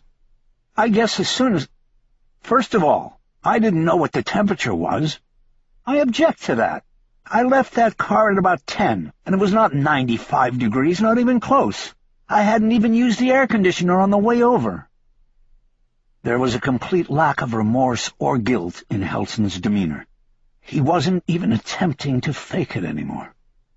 Bosch had become convinced that this man had no love or affinity for his damaged and now lost child. William was simply a burden that had to be dealt with, and therefore could easily be forgotten when things like business and selling houses and making money came up. But where was the crime in all of this? Bosch knew he could charge him with negligence, but the courts tend to view the loss of a child as enough punishment in these situations. Helton would go free with his wife as sympathetic figures, free to continue their lives while baby William mouldered in his grave. The tells always add up. Bosch instinctively believed Helton was a liar, and he began to believe that William's death was no accident. Unlike his partner, who had let the passions of his own fatherhood lead him down the path, Bosch had come to this point after careful observation and analysis. It was now time to press on, to bait Helton, and see if he would make a mistake. "Is there anything else you want to add at this point to the story?" he asked. Helton let out a deep breath and slowly shook his head. "That's the whole sad story," he said. "I wish to God it never happened, but it did." He looked directly at Bosch for the first time during the entire interview. Bosch held his gaze and then asked a question. "Do you have a good marriage, Stephen?" Helton looked away and stared at the invisible window again. "What do you mean?" "I mean, do you have a good marriage? You can say yes or no if you want." "Yes, I have a good marriage," Helton responded emphatically. "I don't know what my wife told you, but I think it is very solid. What are you trying to say?" "All I'm saying is that sometimes when there is a child with challenges, it strains the marriage. My partner just had a baby. The kid's healthy, but money's tight, and his wife isn't back at work yet. You know the deal. It's tough. I can only imagine what the strain of having a child with William's difficulties would be like." "Yeah, well, we made it by all right."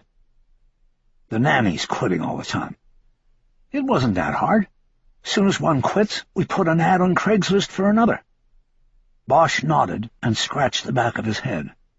While doing it, he waved a finger in a circular motion toward the camera that was in the air vent up on the wall behind him. Helton could not see him do this. "When did you two get married?" he asked. 2.5 years ago. We met on a contract. She had the buyer and I had the seller. We worked well together. We started talking about joining forces, and then we realized we were in love." "Then William came." "Yes, that's right." "That must have changed things." "It did."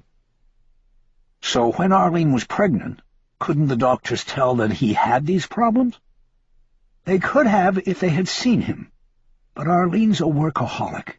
She was busy all the time. She missed some appointments and the ultrasounds.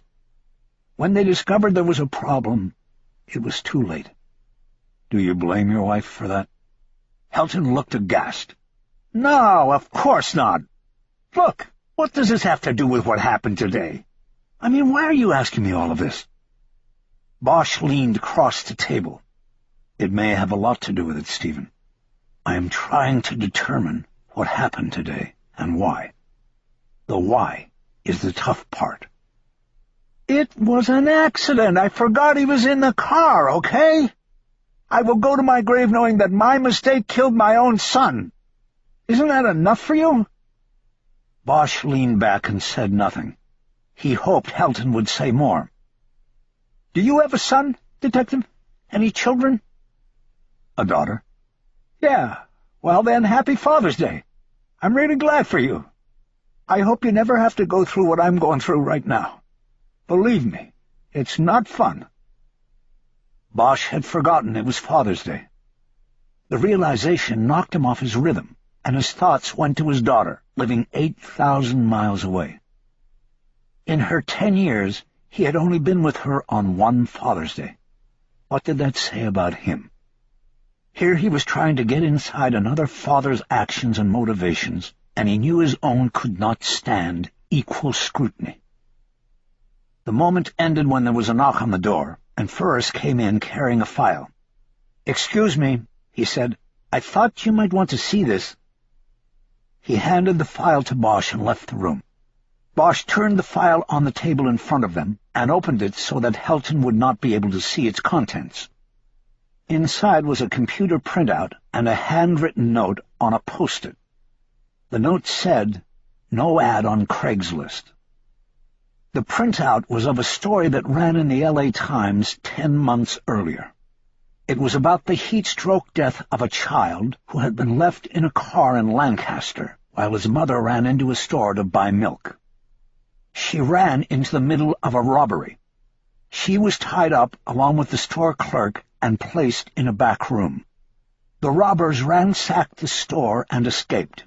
It was an hour before the victims were discovered and freed, but by then the child in the car had already succumbed to heat stroke. Bosch scanned the story quickly, then dropped the file closed. He looked at Helton without speaking. "What?" Helton asked. "Just some additional information and lab reports," he lied. "Do you get the L.A. Times, by the way?" "Yes, why?" "Just curious, that's all. Now, how many nannies do you think you've employed in the 15 months that William was alive?" Helton shook his head. "I don't know. At least 10. They don't stay long. They can't take it." "And then you go to Craigslist to place an ad?" "Yes." "And you just lost a nanny on Friday?" "Yes, I told you." "She just walked out on you?" "No, she got another job and told us she was leaving. She made up a lie about it being closer to home, and with gas prices and all of that. But we knew why she was leaving. She could not handle Willie." "She told you this Friday?" "No, when she gave notice." "When was that?" "She gave 2 weeks' notice, so it was 2 weeks back from Friday." "And do you have a new nanny lined up?" "No, not yet. We were still looking." "But you put the feelers out and ran the ad again, that sort of thing." "Right, but listen, what does this have to—" "Let me ask the question, Stephen. Your wife told us that she worried about leaving William with you, that you couldn't handle the strain of it." Helton looked shocked. The statement came from left field, as Bosch had wanted it. "What? Why would she say that?" "I don't know. Is it true?" "No, it's not true." "She told us she was worried that this wasn't an accident." "That's absolutely crazy, and I doubt she said it. You are lying." He turned in his seat so that the front of his body faced the corner of the room, and he would have to turn his face to look directly at Bosch. Another tell. Bosch knew he was zeroing in. He decided it was the right time to gamble. "She mentioned a story you found in the L.A. Times that was about a kid left in a car up in Lancaster. The kid died of heat stroke. She was worried that it gave you the idea." Helton swiveled in his seat and leaned forward to put his elbows on the table and run his hands through his hair. Oh, my God, I can't believe she—" He didn't finish. Bosch knew his gamble had paid off. Helton's mind was racing along the edge. It was time to push him over. "You didn't forget that William was in the car, did you, Stephen?" Helton didn't answer. He buried his face in his hands again. Bosch leaned forward so that he only had to whisper. "You left him there, and you knew what was going to happen. You planned it. That's why you didn't bother running ads for a new nanny. You knew you weren't going to need one." Helton remained silent and unmoving. Bosch kept working him, changing tacks and offering sympathy now. "It's understandable," he said. "I mean, what kind of life would that kid have, anyway? Some might even call this a mercy killing. The kid falls asleep and never wakes up. I've worked these kinds of cases before, Stephen. It's actually not a bad way to go. It sounds bad, but it isn't. You just get tired and you go to sleep." Helton kept his face in his hands, but he shook his head. Bosch didn't know if he was denying it still or shaking off something else. He waited, and the delay paid off. "It was her idea," Helton said in a quiet voice. "She's the one who couldn't take it anymore." In that moment Bosch knew he had him, but he showed nothing. He kept working it. "Wait a minute," he said. "She said she had nothing to do with it, that this was your idea and your plan, and that when she called you, it was to talk you out of it." Helton dropped his hands with a slap on the table. "That's a lie! It was her! She was embarrassed that we had a kid like that. She couldn't take him anywhere, and we couldn't go anywhere. He was ruining our lives. And she told me I had to do something about it. She told me how to do something about it. She said I would be saving 2 lives while sacrificing only 1. Bosch pulled back across the table. It was done. It was over. "Okay, Stephen, I think I understand, and I want to hear all about it. But at this point I need to inform you of your rights. After that, if you want to talk, we'll talk and I'll listen." When Bosch came out of the interview room, Ignacio Ferris was there waiting for him in the hallway. His partner raised his fist, and Bosch tapped his knuckles with his own fist. "That was beautiful," Ferris said. "You walked him right down the road." "Thanks," Bosch said. "Let's hope the DA is impressed, too." "I don't think we'll have to worry." "Well, there will be no worries if you go into the other room and turn the wife now." Ferris looked surprised. "You still want me to take the wife?" "She's yours. Let's walk them into the DA as bookends." "I'll do my best." "Good. Go check the equipment and make sure we're still recording in there.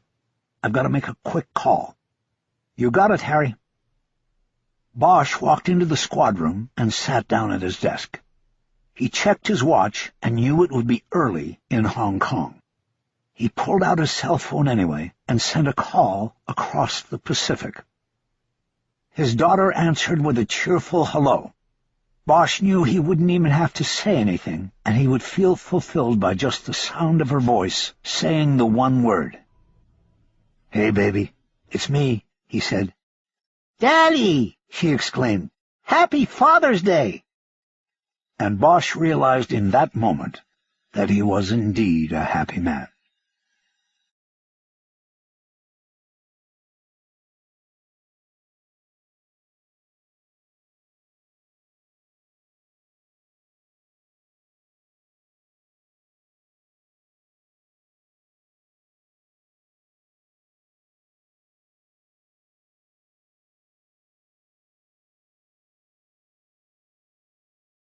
Angle of investigation. Then. "This is all because of Manson," Eckersley said. Bosch looked across the seat at his training partner, unsure of what he meant. "Charles Manson?" "You know, Helter Skelter and all of that shit," Eckersley explained. "They're still scared." Bosch nodded, though he still didn't get it. He looked out the windshield. They were heading south on Vermont, through territory unfamiliar to him. It was only his second day with Eckersley and his second on the job. Almost all of the neighborhoods in Wiltshire were unfamiliar to him, but that was okay. Eckersley had been working patrol in the division for 4 years. He knew the neighborhoods. Somebody doesn't answer the phone, and back east they think Squeaky and the rest of Charlie's girls have broken in and chopped them up or something, Eckersley continued. We get a lot of these check-the-lady calls. 4 years now, and people still think L.A.'s been turned over to the nuts. Bosch had been away from the world when Manson and his people had done their thing, so he didn't have a proper read on what the murders had done to the city. When he had come back from Vietnam, he had felt an edginess in L.A. that had not been there before he left, but he didn't know whether that was because of the changes he had been through or the ones the city had been through. South of Santa Monica, they took a left on 4th Street, and Bosch started reading numbers off of mailboxes. In a few seconds, Eckersley pulled the squad car to a stop in front of a small bungalow with a driveway down the side to a single garage in the back. They both got out, Bosch taking his nightstick out of the plastic pipe on the door and sliding it into the ring on his equipment belt. You won't need that," Eckersley said, "unless you want to use it to knock on the door." Bosch turned back to the car to put the club back. Come on, Eckersley said. "I didn't tell you to put it back, I just said you wouldn't need it." Bosch hustled to catch up to him on the flagstone walkway leading to the front door. He walked with both hands on his belt.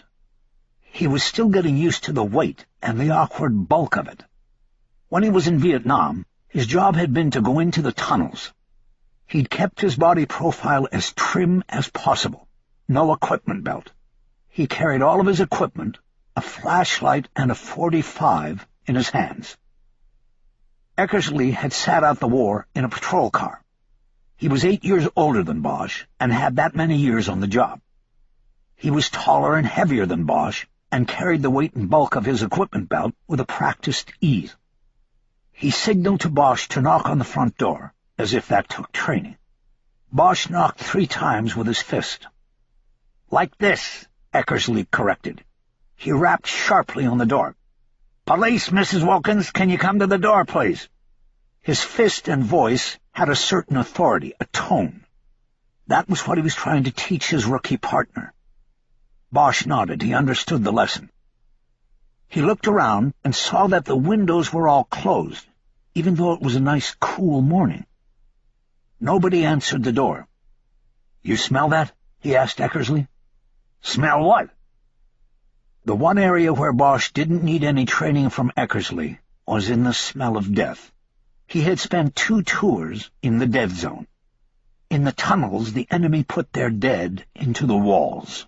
Death was always in the air. "Somebody's dead," Bosch said. "I'll check around back."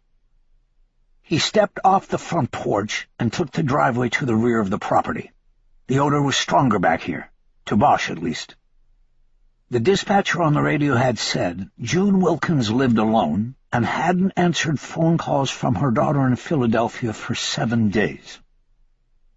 There was a small enclosed yard with a clothesline stretching from the corner of the garage to the corner of the house. There were a few things hanging on the line, 2 silk slips and other women's undergarments. There were more clothing items on the ground, having fallen or been blown off the line. The winds came up at night. People didn't leave their clothes on the line overnight. Bosch went to the garage first and stood on his toes to look through one of the 2 windows set high in the wooden door. He saw the distinctive curving roofline of a Volkswagen Beetle inside. The car and the clothing left out on the line seemed to confirm what the odor already told him.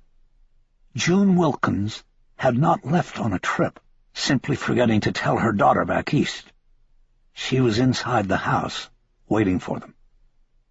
He turned to the house and went up the 3 concrete steps to the back door stoop. There was a glass panel in the door that allowed him to see into the kitchen and partway down a hallway that led to the front rooms of the house. Nothing seemed amiss. No rotting food on the table, no blood on the floor. He then saw on the floor next to a trash can a dog food bowl with flies buzzing around the rotting mound inside it. Bosch felt a quickening of his pulse. He took his stick out and used it to rap on the glass. He waited, but there was no response. He heard his partner knock on the front door again and announce once more that it was the police. Bosch tried the knob on the back door and found it unlocked. He slowly opened the door, and the odor came out with an intensity that made him drop back off the stoop. "Ron!" he called out. "Open door in the back!" After a moment he could hear his partner's equipment belt jangling as he hustled to the back, his footfalls heavy. He came around the corner to the stoop. "Did you—" "Oh, shit. That is rank. I mean, that is bad. We've got a DB in there." Bosch nodded. He assumed DB meant dead body. "Should we go in?" he asked. "Yeah, we better check it out," Eckersley said. "But wait a second." He went over to the clothesline and yanked the 2 slips off the line. He threw one to Bosch. "Use that," he said. Eckersley bunched the silk slip up against his mouth and nose and went first through the door. Bosch did the same and followed him in. "Let's do this quick," Eckersley said in a muffled voice. They moved with speed through the house and found the DB in the bathroom off the hallway. There was a clawfoot bathtub, filled to the brim with still, dark water. Breaking the surface were 2 rounded shapes at either end, with hair splayed out in the water. Flies had collected on each, as if they were lifeboats on the sea. "Let me see your stick," Eckersley said. Not comprehending, Bosch pulled it out of his belt ring and handed it to his partner.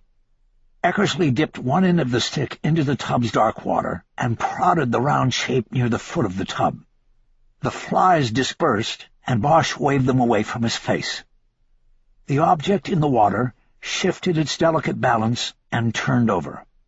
Bosch saw the jagged teeth and snout of a dog break the surface. He involuntarily took a step back.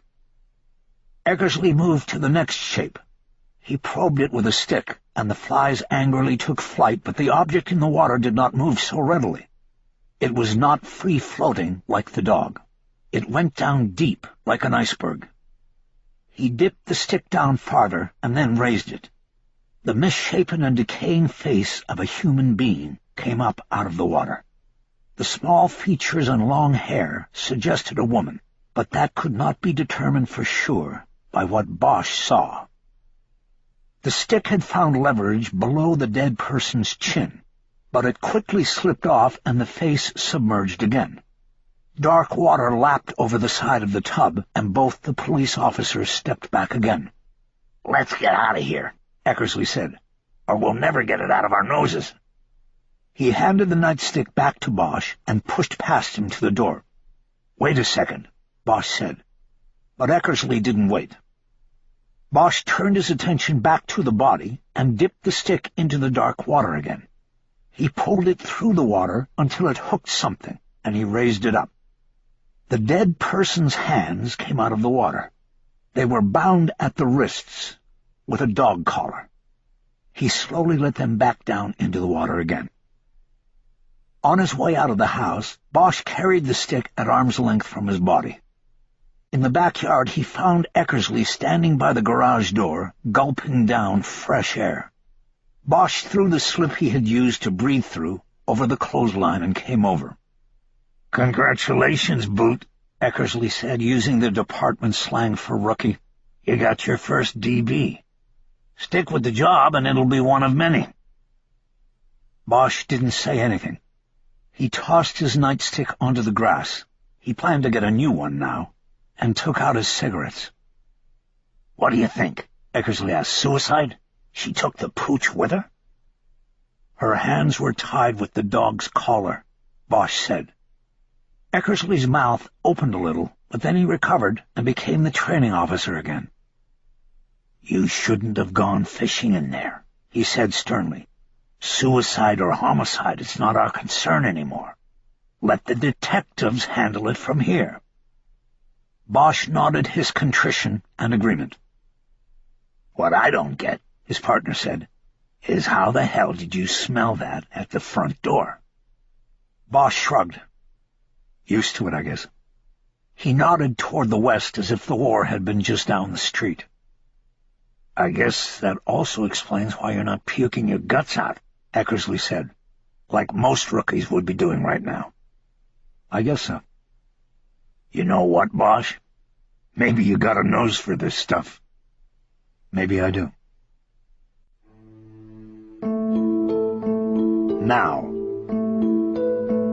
Harry Bosch and his partner Kiz Ryder shared an alcove in the back corner of the open unsolved unit in Parker Center. Their desks were pushed together so they could face each other and discuss case matters without having to talk loudly and bother the 6 other detectives in the squad. Ryder was writing on her laptop, entering the completion and summary reports on the Verloren case.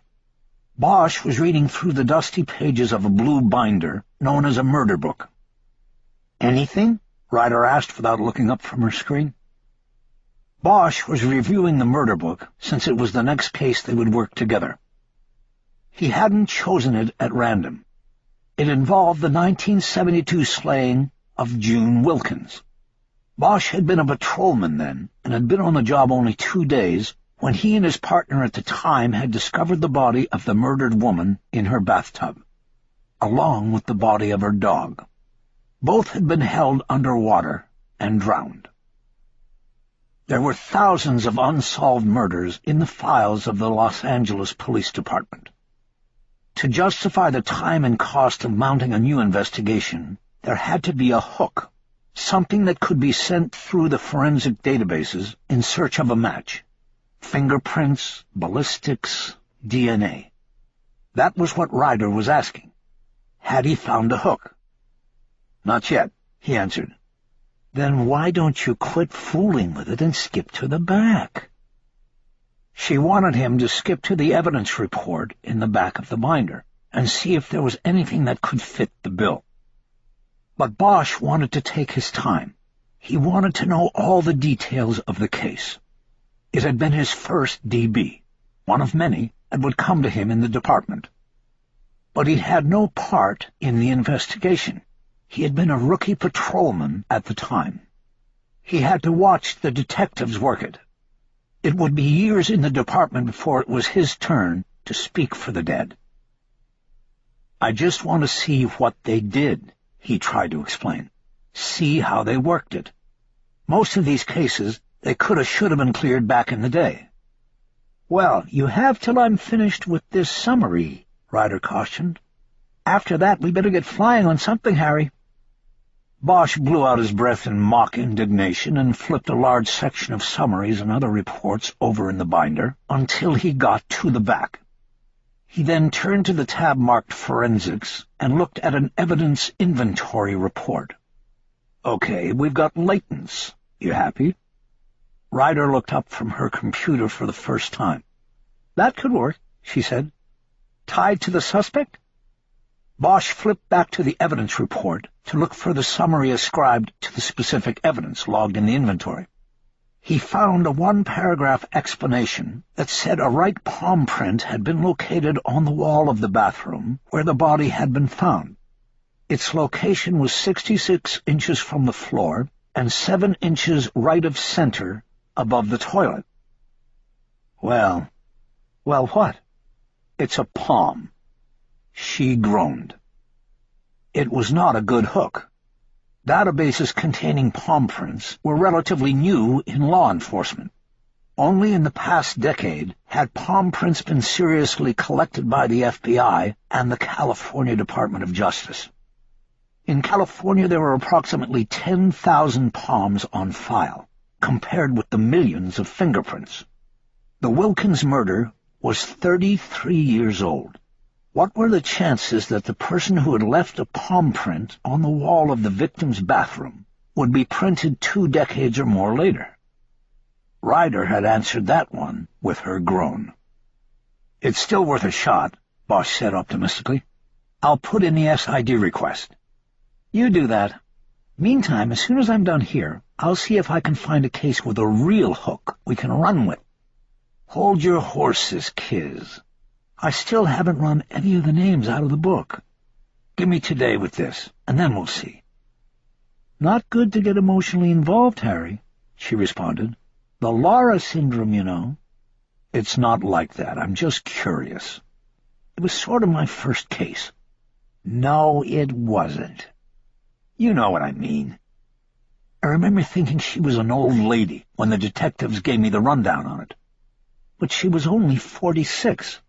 I was half her age, so I thought anybody 46 was old, and I had a good run of it. I didn't feel too bad about it. Now you do. 46 was too young, Kiz. Well, you're not going to bring her back. Bosch nodded. I know that. You ever seen that movie? Laura? Yeah, I've seen it. Detective falls in love with the murder victim. You? Yeah, but it doesn't hold up too well. Sort of a parlor room murder case. I liked the Burt Reynolds take on it in the 80s, Sharky's Machine, with Rachel Ward. You seen it? I don't think so. Had Bernie Casey in it. When I was a youngster, I always thought he was a fine-looking man. Bosch looked at her with a raised eyebrow. Before I switched teams, she said. Then I rented it a couple years ago, and Bernie didn't do it for me. I liked Rachel Ward. Her bringing up her sexuality seemed to put an uneasiness between them. She turned back to her computer. Bosch looked down at the evidence report.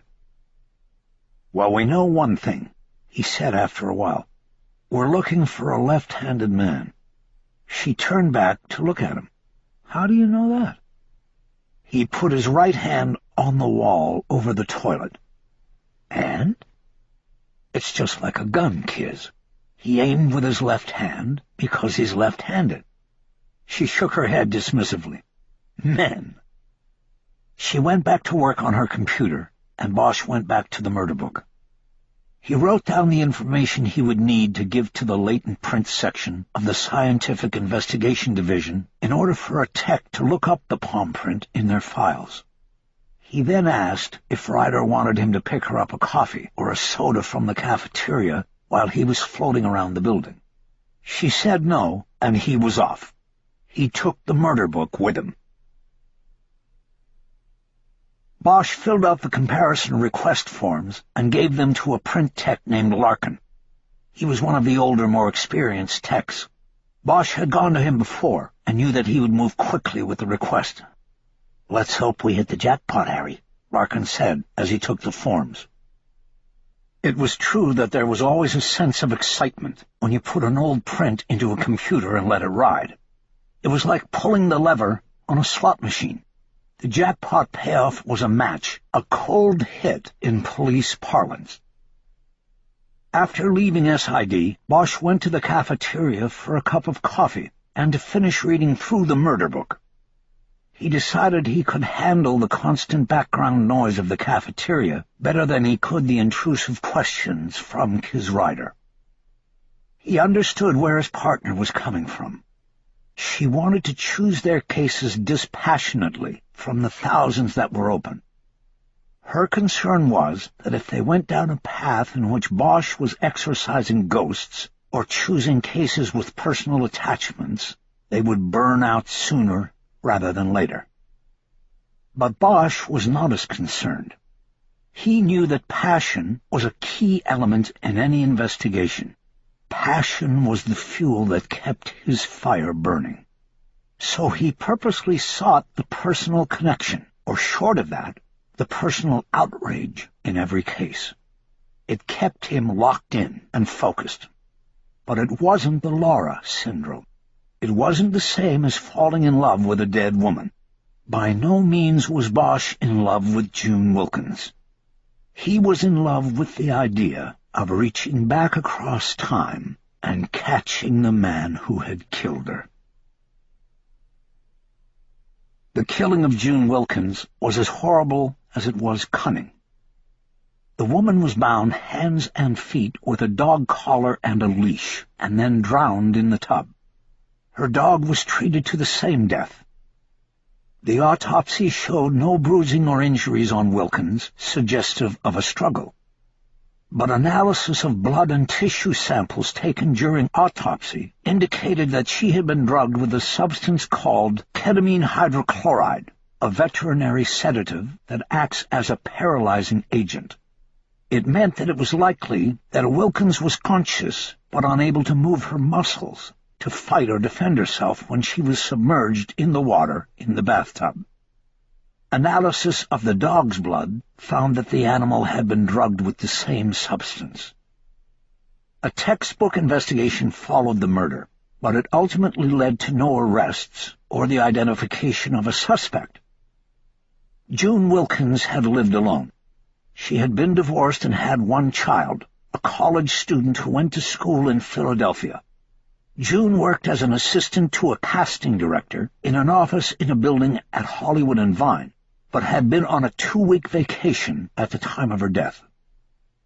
No evidence was found that she'd had an ongoing romantic relationship or that there were any hard feelings from a former relationship. It appeared to neighbors, acquaintances, co-workers, and family members that the love of her life was her dog, a miniature poodle named Frenchie.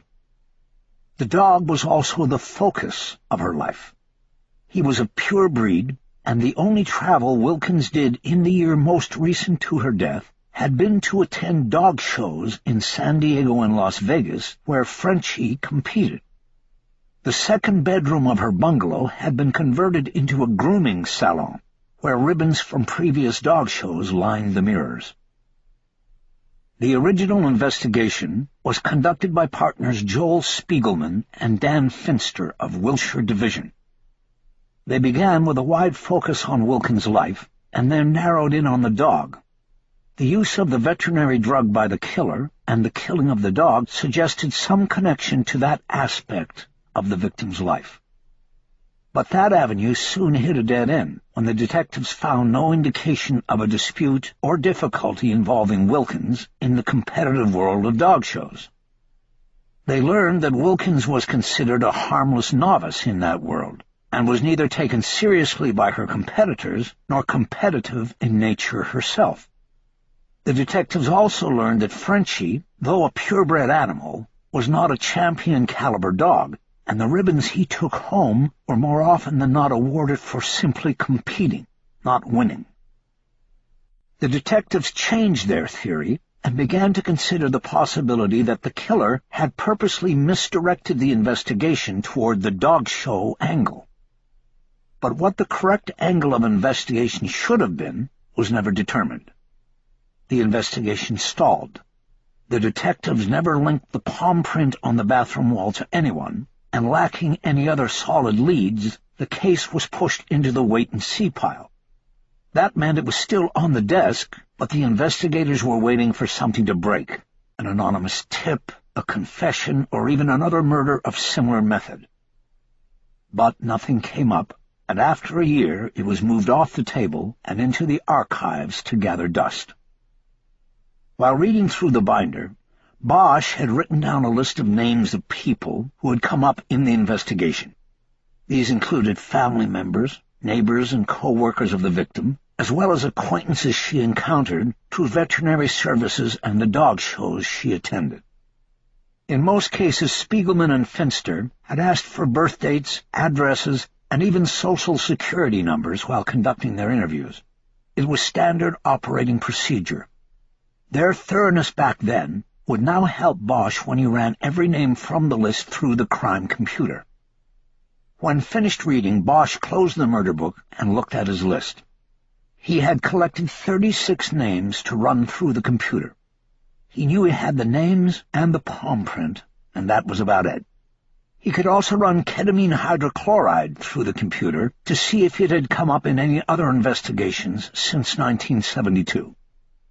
He decided that if nothing came out of the 3 angles of investigation, he would drop the case, admit defeat to his partner, and press on to the next case that had a valid hook. As he finished his coffee, he thought about the palm print. There had been no analysis of it, other than to measure its location on the wall and have it ready for comparison to suspects that might come up in the investigation. But Bosch knew that there was more to it than that. If the print was 66 inches up the wall, that meant it was likely that the man who had left it was over 6 feet tall. He came to this conclusion because he knew that if the suspect leaned forward to brace himself while urinating, He would probably put his hand on the wall at shoulder level or slightly above. Add a foot in height for his neck and head, and you have a man ranging from 6'2" to 6'6" in total height. A tall, left-handed man. "That narrows it down," Bosch said to himself, noting his own sarcasm. He got up, dumped his coffee cup, and headed out of the cafeteria. On the elevator up to 5, he thought about the times he had leaned his hand on the wall over a toilet. He was either drunk, middle of the night sleepy, or burdened by something besides a heavy bladder. He wondered which of these conditions had fit the tall, left-handed man. Most of the police department's civilian offices were on the 5th floor along with the open unsolved unit. He passed the unit's door and went down to the personnel department. He picked up contact information on Spiegelman, Finster, and his old partner, Eckersley. In years past, such information would be jealously guarded. But under order from the office of the Chief of Police, detectives with the open unsolved unit were given carte blanche because it was part of investigatory protocol to contact and interview the original investigators of a case that had been reopened. Eckersley, of course, was not one of the original investigators. He was only there on the morning they had found the lady in the tub. But Bosch thought it might be worth a call to see if he remembered that day and had any thoughts on the reinvestigation of the case. Bosch had lost contact with Eckersley after he completed his street training and was transferred out of Wiltshire Division. He assumed he was no longer on the job and was not mistaken. Eckersley had pulled the plug at 20 years, and his pension was sent to the town of 10,000 Palms, where he was the police chief. Nice move, Bosch thought, running a small-town police force in the desert and collecting an LAPD pension on the side. Every cop's dream. Bosch also noted the coincidence of Eckersley now living in a town called 10,000 Palms, and the fact that Bosch was currently running an angle through a database of 10,000 palm prints. Ryder was not at her desk when Bosch got back to the unit. There was no note of explanation left on his desk, and he figured she had simply taken a break. He sat at her desk and looked at her laptop. She had left it on, but had cleared the screen before leaving the office. He pulled the list of names out of the murder book and connected to the National Crime Index computer. He didn't have his own computer, and was not highly skilled in the use of the Internet and most law enforcement databases. But the NCIC had been around for years, and he knew how to run names on it. All 36 names on his list would have been run through existing databases in 1972 and cleared. What he was looking for now was whether any of the 36 people had been arrested for any kind of significant or similar crime in the years after the June Wilkins murder. The first name he entered came back with multiple hits for drunk driving arrests. This didn't get Bosch particularly excited, but he circled the name on the list anyway and moved on. No hits came up on the next 7, and he crossed them out. The next name after that scored a hit with an arrest for disturbing the peace. Bosch circled it, but again was not feeling the tug of a hook yet. The process continued, with most of the names coming up clean. It wasn't until he entered the 29th name that Bosch looked at the screen and felt a tightness grip in his chest. The 29th name was Jonathan Gillespie. He had been described in the murder book as a dog breeder who sold miniature poodles in 1972. He had sold the dog Frenchie to June Wilkins 2 years before her death, and was interviewed by Spiegelman and Finster when they were trying to run down the dog show angle on the case. According to the NCIC records, Gillespie went to prison on a rape charge in 1981 and served 6 years in prison. He was now a registered sexual offender living in Huntington Beach. There had been no other arrests since 1981. He was now 68 years old. Bosch underlined the name on the list and wrote down the case number. It had an LAPD prefix. Though he immediately wanted to go to work on Gillespie, he finished running the rest of the names through the NCIC database first. He got 2 more hits, one for a DUI and one for a hit-and-run accident with injuries. He circled the names to keep with his procedure, but was not excited about them. Before signing out of the NCIC system, he switched over to the crime tracking database and entered ketamine hydrochloride into the search window. He got several hits back, all within the last 15 years, and learned that the substance was being used increasingly as a date rape drug. He scrolled through the cases listed and didn't see anything that linked them to June Wilkins. He logged off the database to begin his pursuit of Jonathan Gillespie. Closed cases from 1981 had gone to microfiche archives, and the department was slowly moving backward and entering case information into the department's computerized database. But 1981 was too far back. The only way Bosch would be able to look at the sexual assault case that had sent Gillespie to prison would be to go to the records archives, which were housed over at Piper Tech, the storage facility and air squadron base at the edge of downtown. Bosch went to his side of the desk and wrote a note to Ryder telling her he had come up with a hot angle and was chasing it through Piper Tech. The phone on his desk started to ring. He finished the note and grabbed the phone while standing up to reach the note over to Ryder's desk. "Open unsolved, this is Bosch." "Harry, it's Larkin." "I was just going to call you." "Really? Why?" "I have a name for you." "Funny, I have a name for you. I match your palm, and you're not going to like it." "Jonathan Gillespie." "What?" "Jonathan Gillespie." "Who's that?" "That's not your match?" "Not quite." Bosch sat back down at his desk. He pulled a pad over in front of him and got ready to write. "Who did you come up with?" "The palm print belonged to one of ours. Guy must have left it while at the crime scene. Sorry about that." "Who is it?" "The name is Ronald Eckersley. He worked for us 65 to 85, and he pulled the pin." Bosch almost didn't hear anything else Larkin said. "Shows that he was a patrol lieutenant upon retirement. You could go to personnel and get a current location if you need to talk to him. But it looks like he might have just screwed up and put his hand on the wall while he was at the scene. Back then, they didn't know anything about crime scene protocol, and some of these guys would... Hell, about 20 years ago, I was dusting a homicide scene, and one of the detectives who had been there all night started frying an egg in the dead guy's kitchen.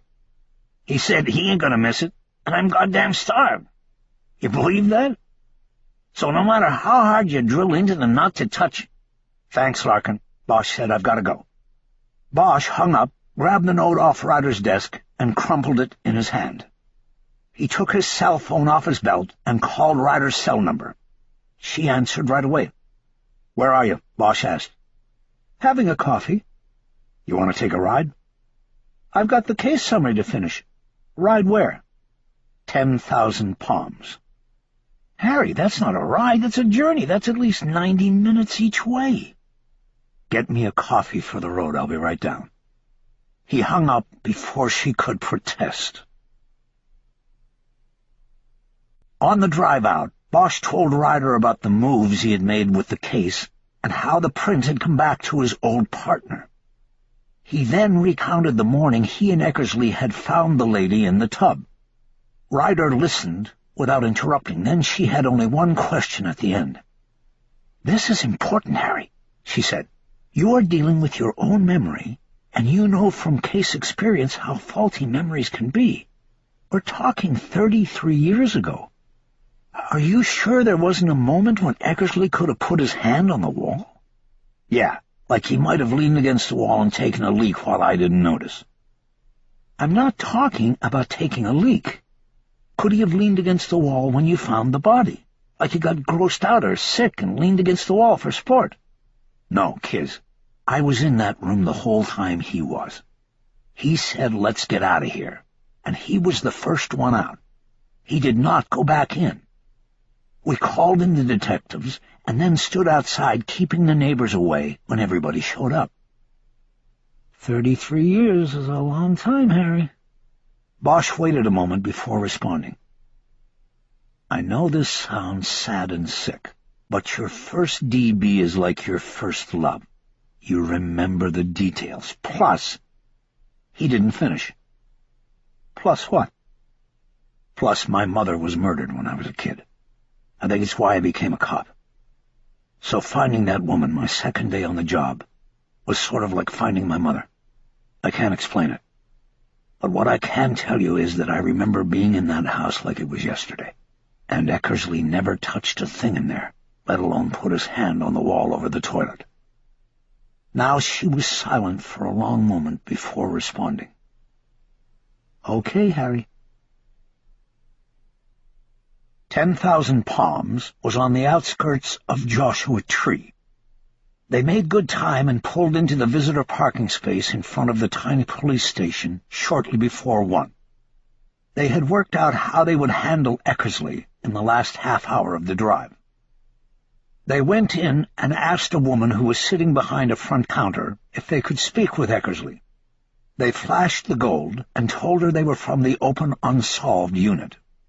The woman picked up a phone and communicated the information to someone on the other end. Before she hung up, a door behind her opened, and there stood Ron Eckersley. He was thicker, and his skin a dark and worn brown from the desert. He still had a full head of hair, which was cut short and silver. Bosch had no trouble recognizing him, but it didn't appear that he recognized Bosch. "Detectives, come on back," he said. He held the door, and they walked into his office. He was wearing a blue blazer with a maroon tie over a white shirt. It did not appear to Bosch that he had a gun on his belt. Maybe in a little desert town, a gun wasn't needed. The office was a small space with LAPD memorabilia and photographs on the wall behind the desk. Ryder introduced herself and shook Eckersley's hand, and then Bosch did the same. There was a hesitation in Eckersley's shake, and then Bosch knew. Instinctively he knew. He was holding the hand of June Wilkins' killer. "Harry Bosch," Eckersley said. "You were one of my boots, right?" "That's right. I came on the job in 72.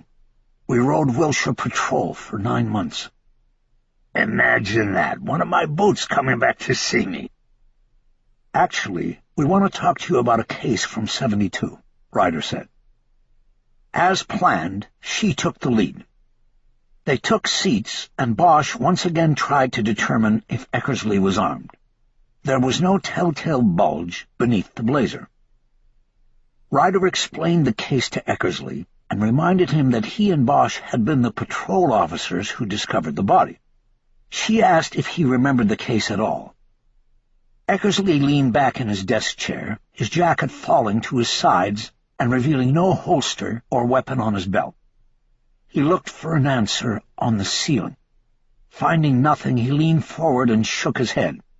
"I'm drawing a blank, detectives," he said, "and I'm not sure why you would come all the way out here to ask an old patrol dog about a DB. My guess is we were in and out, and we cleared the way for the dicks. Isn't that right, partner?" He looked at Bosch, his last word a reminder that they had once protected each other's back. "Yes, we were in and out." "But we have information, newly developed information, that you apparently had a relationship with the victim," Ryder said matter-of-factly, "and that this relationship was not brought to light during the initial investigation." Eckersley looked closely at her, wondering how to read the situation. Bosch knew this was the pivotal moment. If Eckersley were to make a mistake, it would be now. "What information?" Eckersley asked. "We're not at liberty to discuss it, Chief," Ryder responded. "But if you have something to tell us now. It would be best for you to clear this up before we go down the road with it." Eckersley's face cracked into a smile, and he looked at Bosch. "This is a joke, right? Bosch, you're putting her up to this, right?" Bosch shook his head. "No joke," Bosch said. You're in a spot here, Chief." Eckersley shook his head as if not comprehending the situation. "You said open unsolved, right? That's cold case stuff. DNA. This a DNA case?" Bosch felt things tumbling into place. Eckersley had made the mistake. He had taken the bait and was fishing for information. It wasn't what an innocent man would do. Ryder felt it too. She leaned toward his desk. "Chief, do you mind if I give you a rights warning before we go further with this?" "Oh, come on," Eckersley protested. "You can't be serious. What relationship?" Ryder read Eckersley the standard Miranda rights warning from a card she had pulled out of a pocket in her blazer. "Chief Eckersley, do you understand your rights as I read them?" "Of course I understand them. I've only been a cop for 40 years. What the hell is going on here?" "What's going on is that we are giving you the opportunity to explain the relationship you had with this woman. If you choose not to cooperate, then it's not going to work out well for you." "I told you there was no relationship, and you can't prove there was. That body had been in that tub for a week. From what I heard, it practically came apart when they were taking it out of there. You got no DNA. Nobody even knew about DNA back then." Ryder made a quick glance toward Bosch, and this was her signal that he could step in if he wanted. He did. "You worked Wilshire for 4 years before that morning," Bosch said. "Did you meet her on patrol, when she was out walking the dog? Where did you meet her, Chief? You told me you were working solo for 4 months before I was put in the car with you. Is that when you met her? When you were out working alone?" Eckersley angrily grabbed the phone off its cradle on his desk. "I still know some people at Parker Center. I'm going to see if they are aware of what you two people are doing. Coming to my office to accuse me of this crap." "If you call anyone, you better call your lawyer," Bosch said. Eckersley slammed the phone back down into its cradle. "What do you want from me? I did not know that woman, just like you. I saw her for the first time floating with her dog in the bathtub. First and last time. And I got out of there as fast as I goddamn could." "And you never went back in?" "That's right, Boot. I never went back in." There. They had him. "Then how come your palm print was on the wall over the toilet?" Eckersley froze. Bosch read his eyes. He remembered the moment he had put his hand on the wall. He knew they had him. Eckersley glanced out of the office's only window. It was to his left, and it offered a view of a fire department equipment yard. He then looked back at Bosch and spoke in a quiet voice. "You know how often I wondered when somebody like you would show up here? How many years I've been waiting?" Bosch nodded. "It must have been a burden," he said without sympathy. "She wanted more. She wanted something permanent," Eckersley said. "Christ, she was 15 years older than me. She was just a patrol pal. That's what we called them. But then she got the wrong idea about things, and when I had to set her straight, she said she was going to make a complaint about me. She was going to go to the captain. I was married back then. I couldn't." He said nothing else. His eyes were downcast. He was looking at the memory. Bosch could put the rest of it together. Eckersley hatched a plan that would throw the investigation off, send it in the wrong direction. His only mistake was the moment he put his hand on the wall over the toilet. "You have to come with us now, Chief," Ryder said. She stood up. Eckersley looked up at her. "With you?" he said. "No, I don't." With his right hand, he pulled open the desk drawer in front of him and quickly reached in with his left. He withdrew a black steel pistol and brought it up to his neck. "No!" Ryder yelled. Eckersley pressed the muzzle deep into the left side of his neck. He angled the weapon upward and pulled the trigger. The weapon's contact against his skin muffled the blast. His head snapped back, and blood splattered across the wall of police memorabilia behind him. Bosch never moved in his seat. He just watched it happen. Pretty soon the woman from the front counter came running in, and she screamed and held her hands up to her mouth. Bosch turned and looked at Ryder. "That was a long time coming," he said. Laura was already rented at Eddie's Saturday matinee, so Bosch rented Sharky's Machine instead. He watched it at home that night while drinking beer and eating peanut butter sandwiches, and trying to keep his mind away from what had happened in Eckersley's office. It wasn't a bad movie, though he could see almost everything coming. Burt Reynolds and Bernie Casey made pretty good cops, and Rachel Ward was the call girl with a heart of gold. Bosch saw what Burt saw in her. He thought he could easily fall in love with her, too, call girl or not, dead or alive. Near the end of the movie, there was a shootout, and Bernie Casey got wounded. Bleeding and out of bullets, he used a Zen mantra to make himself invisible to the approaching shooter. It worked. The shooter walked right by him, and Bernie lived to tell about it. Bosch liked that. At the end of the movie, he remembered that moment the best. He wished there were a Zen chant he could use now, so Ronald Eckersley could just walk on by him, too. But he knew there was no such thing. Eckersley would take his place with the others that came to him at night, the ones he remembered. Bosch thought about calling Kiz and telling her what he thought of the movie, but he knew it was too late, and she would get upset with him. He killed the TV instead and turned off the lights.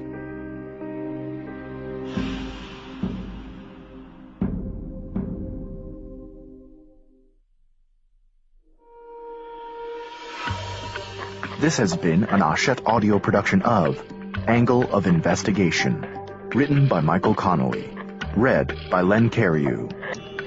Executive producer, Michelle McGonigal. Produced and directed by Dennis Kao.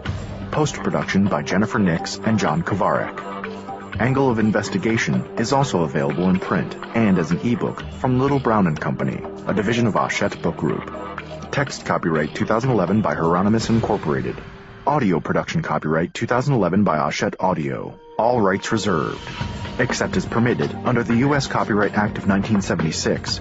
No part of this publication may be reproduced, distributed, or transmitted in any form or by any means, or stored in a database or retrieval system without the prior written permission of the publisher. This audiobook is a work of fiction. Names, characters, places, and incidents are either the product of the author's imagination or are used fictitiously, and any resemblance to actual persons, living or dead, events or locales, is entirely coincidental.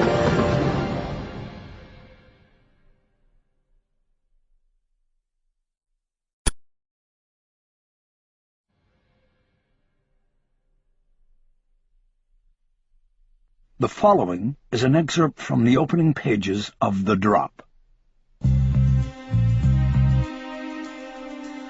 Chapter 1. Christmas came once a month in the Open Unsolved unit. That was when the lieutenant made her way around the squad room like Santa Claus, parceling out the assignments like presents to the squad's 6 detective teams. The cold hits were the lifeblood of the unit. The teams didn't wait for call-outs and fresh kills in Open Unsolved. They waited for cold hits. The Open Unsolved unit investigated unsolved murders going back 50 years in Los Angeles. There were 12 detectives, a secretary, a squad room supervisor known as the Whip, and the lieutenant. And there were 10,000 cases. The first 5 detective teams split up the 50 years, each pair taking 10 randomly chosen years. Their task was to pull all the unsolved homicide cases from their assigned years out of the archives, evaluate them, and submit long-stored and forgotten evidence for reanalysis with contemporary technology. All DNA submissions were handled by the new regional lab out at Cal State. When DNA from an old case was matched to an individual whose genetic profile was carried in any of the nation's DNA databases, it was called a cold hit. The lab put cold hit notices in the mail at the end of every month. They would arrive a day or two later at the police administration building in downtown Los Angeles. Usually by 8 a.m. that day, the lieutenant would open the door of her private office and enter the squad room. She carried the envelopes in her hand. Each hit sheet was mailed individually in a yellow business envelope. Generally, the envelopes were handed to the same detectives who had submitted the DNA evidence to the lab. But sometimes there were too many cold hits for one team to handle at once. Sometimes detectives were in court or on vacation or leave, and sometimes the cold hits revealed circumstances that required the utmost finesse and experience. That was where the sixth team came in. Detectives Harry Bosch and David Chu were the sixth team. They were floaters. They handled overflow cases and special investigations. On Monday morning, October 3rd, Lieutenant Gail Duvall stepped out of her office and into the squad room, carrying only 3 yellow envelopes. Harry Bosch almost sighed at the sight of such a paltry return on the squad's DNA submissions. He knew that with so few envelopes, he would not be getting a new case to work. Bosch had been back in the unit for almost a year following a 2-year reassignment to Homicide Special. But coming back for his second tour of duty in Open Unsolved, he had quickly fallen into the rhythm of the squad. It wasn't a fly squad. There was no dashing out the door to get to a crime scene. In fact, there were no crime scenes. There were only files and archive boxes. It was primarily an 8-to-4 gig with an asterisk, that asterisk being that there was more travel than with other detective squads. People who got away with murder, or at least thought they had, tended not to stick around. They moved elsewhere, and often the OU detectives had to travel to retrieve them. A big part of the rhythm was the monthly cycle of waiting for the yellow envelopes to come out.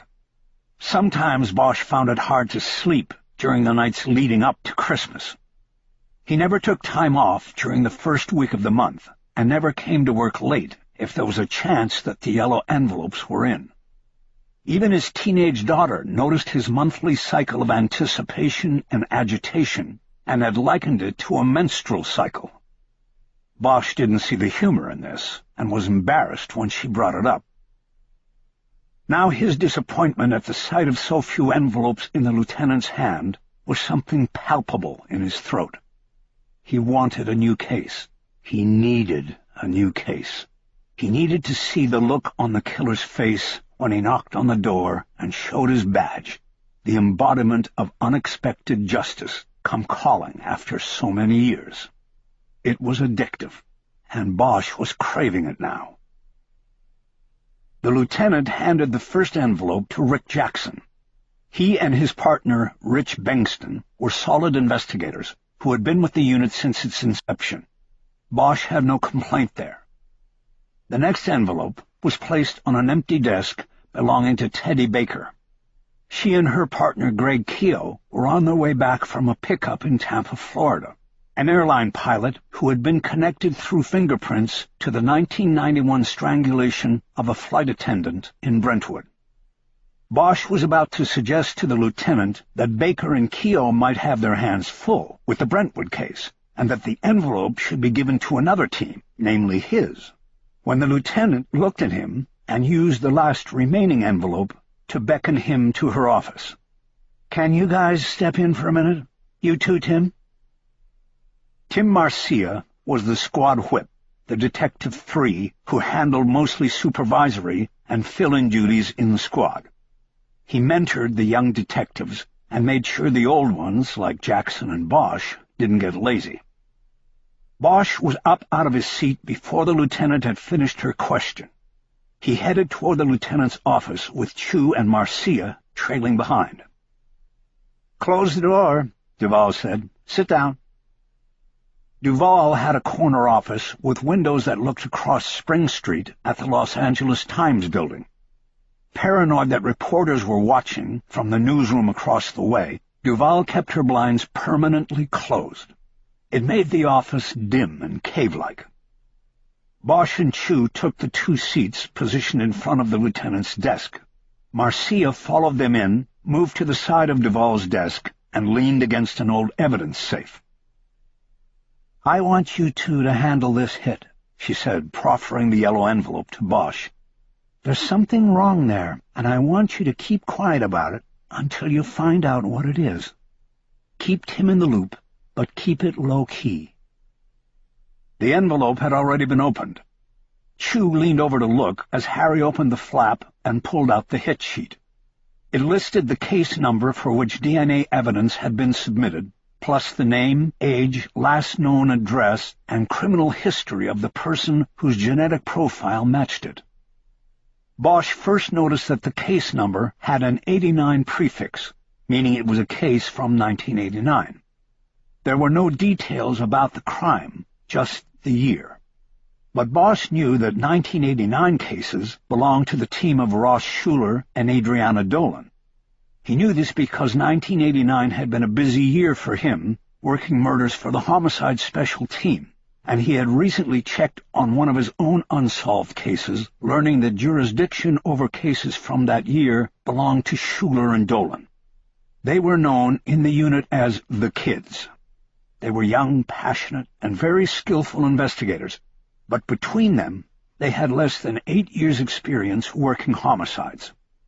If there was something unusual about this cold hit, it would not be surprising that the lieutenant would want Bosch on it. Bosch had worked more killings than everybody in the unit combined. That is, if you took out Jackson. He had been around forever. Bosch next studied the name on the hit sheet. Clayton S. Pell. It meant nothing to him. But Pell's record included numerous arrests and 3 separate convictions for indecent exposure, false imprisonment, and forcible rape. He had spent 6 years in prison for the rape before being released 18 months earlier. He had a 5-year probation tail, and his last known address came from the State Probation and Parole Board. He was living at a halfway house for sexual offenders in Panorama City. Based on Pell's record, Bosch believed the 1989 case was likely a sex-related murder. He could feel his insides beginning to tighten. He was going to go out and grab Clayton Pell and bring him to justice. "Do you see it?" Duval asked. "See what?" Bosch asked. "Was this a sex killing? This guy has the classic predicate." "The birth date," Duval said. Bosch looked back down at the hit sheet as Chu leaned over further. "Yeah, right here," Bosch said. "November 9, 1981. What's that got?" "He's too young," Chu said. Bosch glanced at him and then back down at the sheet. He suddenly got it. Clayton Pell was born in 1981. He was only 8 years old at the time of the murder on the hit sheet. "Exactly," Duval said. "So I want you to get the book and box from Schuler and Dolan and very quietly figure out what we have here. I'm hoping to God they didn't get 2 cases mixed up." Bosch knew that if Schuler and Dolan had somehow sent in genetic material from the old case labeled under a more recent case, then both cases would be tainted, beyond any hope of prosecution. "As you were about to say," Duval continued, "this guy on the hit sheet is no doubt a predator, but I don't think he got away with a killing when he was only 8 years old. So something doesn't fit. Find it and come back to me before you do anything. If they screwed up and we can correct it, then we won't need to worry about IAD or anybody else. We'll just keep it right here." She may have appeared to be trying to protect Schuler and Dolan from internal affairs, but she was also protecting herself, and Bosch knew it. There would not be much vertical movement in the department for a lieutenant who had presided over an evidence-handling scandal in her own unit. "What other years are assigned to Schuler and Dolan?" Bosch asked. "On the recent side, they've got 97 and 2000, Marcia said. "This could have come from a case they were working from one of those 2 years." Bosch nodded. He could see the scenario. The reckless handling of genetic evidence from one case cross-pollinates with another. The end result would be 2 tainted cases and scandal that would splash anybody near it. "What do we say to Schuler and Dolan?" Chu asked. "What's the reason we're taking the case off them?" Duval looked up at Marcia for an answer. "They've got a trial coming up," he offered. "Jury selection starts Thursday." Duval nodded. "I'll tell them I want them clear for that." "And what if they say they still want the case?" Chu asked. "What if they say they can handle it?" "I'll put them straight," Duval said. "Anything else, detectives?" Bosch looked up at her. "We'll work the case, Lieutenant, and see what's what. But I don't investigate other cops." "That's fine. I'm not asking you to. Work the case and tell me how the DNA came back to an 8-year-old kid, okay?" Bosch nodded and started to stand up. "Just remember," Duval added, "you talk to me before you do anything with what you learn." "You got it," Bosch said. They were about to leave the room. "Harry," the lieutenant said, "hang back a second." Bosch looked at Chu and raised his eyebrows. He didn't know what this was about. The lieutenant came around from behind her desk and closed the door after Chu and Marcia had left. She stayed standing and businesslike. "I just wanted you to know that your application for an extension on your drop came through. They gave you 4 years retroactive." Bosch looked at her, doing the math. He nodded. He had asked for the maximum, 5 years non-retroactive, but he'd take what they gave. It wouldn't keep him much past high school, but it was better than nothing. "Well, I'm glad," Duval said. "It gives you 39 more months with us." Her tone indicated that she had read disappointment in his face. "No," he said quickly. "I'm glad. I was just thinking about where that would put me with my daughter. It's good. I'm happy." "Good, then." That was her way of saying the meeting was over. Bosch thanked her and left the office. As he stepped back into the squad room, he looked across the vast expanse of desks and dividers and file cabinets. He knew it was home, and that he would get to stay. For now. Chapter 2. The Open Unsolved unit shared access to the 3 fifth-floor conference rooms with all the other units in the Robbery-Homicide Division. Usually, detectives had to reserve time in one of the rooms, signing on the clipboard hooked on the door.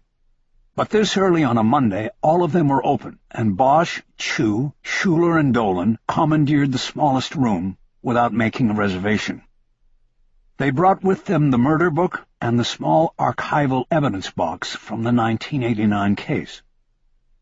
"Okay," Bosch said, when everyone was seated. "So you are cool with us running with this case.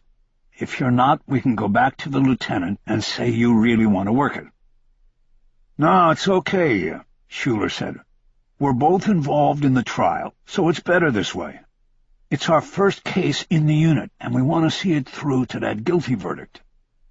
Bosch nodded as he casually opened the murder book. "You want to give us the rundown on this one, then?" Schuler gave Dolan a nod, and she began to summarize the 1989 case as Bosch flipped through the pages of the binder. "We have a 19-year-old victim named Lily Price, student from Ohio, good all-around kid. She was snatched off the street while walking home from the beach to her apartment in Venice on a Sunday afternoon. At the time, they narrowed the grab point down to the vicinity of Speedway and Voyage.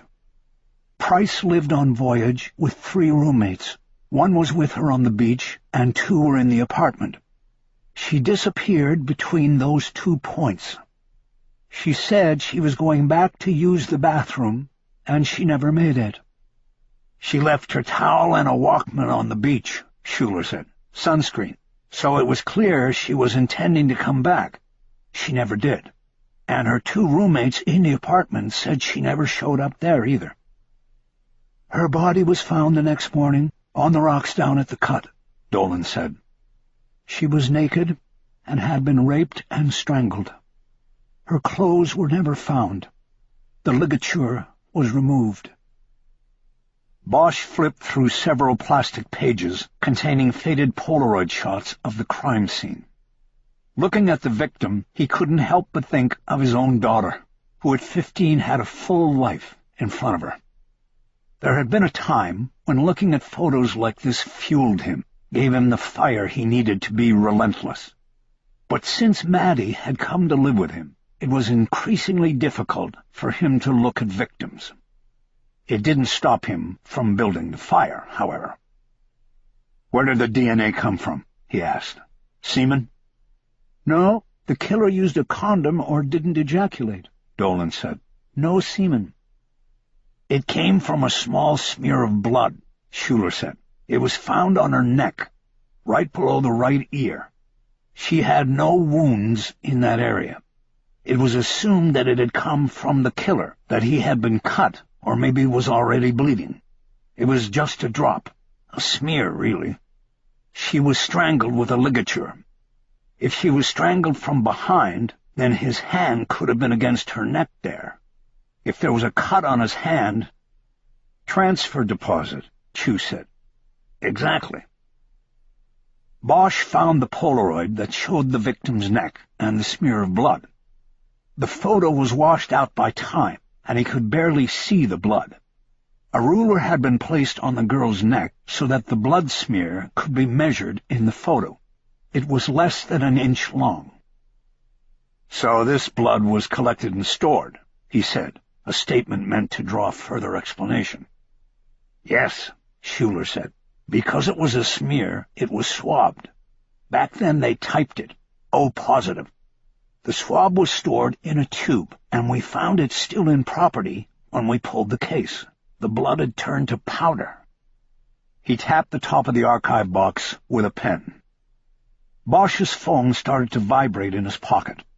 Normally he would let the call go to message, but his daughter was homesick from school and alone. He needed to make sure she wasn't calling. He pulled the phone out of his pocket and glanced at the screen. It wasn't his daughter. It was a former partner, Kisman Ryder, now a lieutenant assigned to the OCP, Office of the Chief of Police. He decided he would return her call after the meeting. They had lunch together about once a month, and he assumed she was free today or calling because she had heard about his drop application getting approved. He shoved the phone back into his pocket. "Did you open the tube?" he asked. "Of course not," Schuler said. "Okay, so 4 months ago you sent the tube containing the swab and what was left of the blood out to the regional lab, right?" he asked. "That's right," Schuler said. Bosch flipped through the murder book to the autopsy report. He was acting like he was more interested in what he was seeing than what he was saying.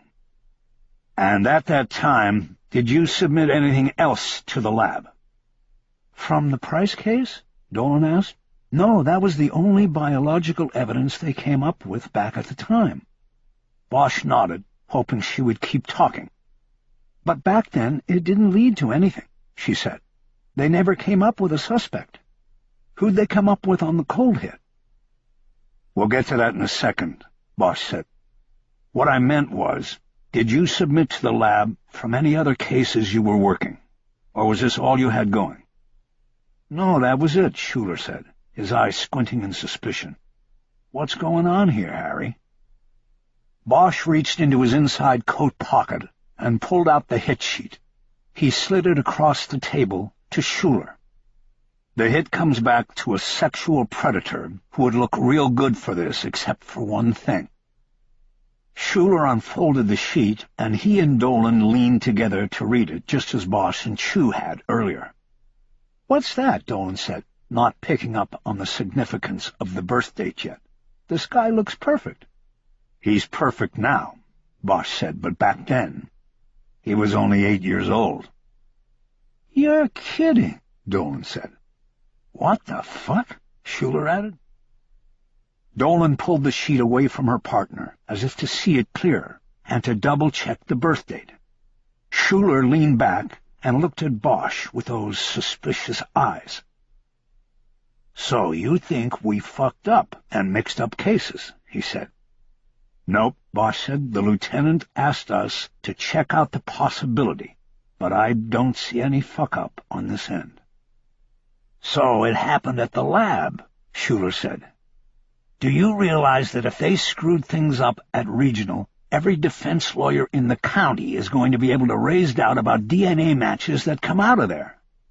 Yeah, I kind of figure that, Bosch said, which is why you should keep this under your hats until we know what happened. There are other possibilities. Dolan held up the hit sheet.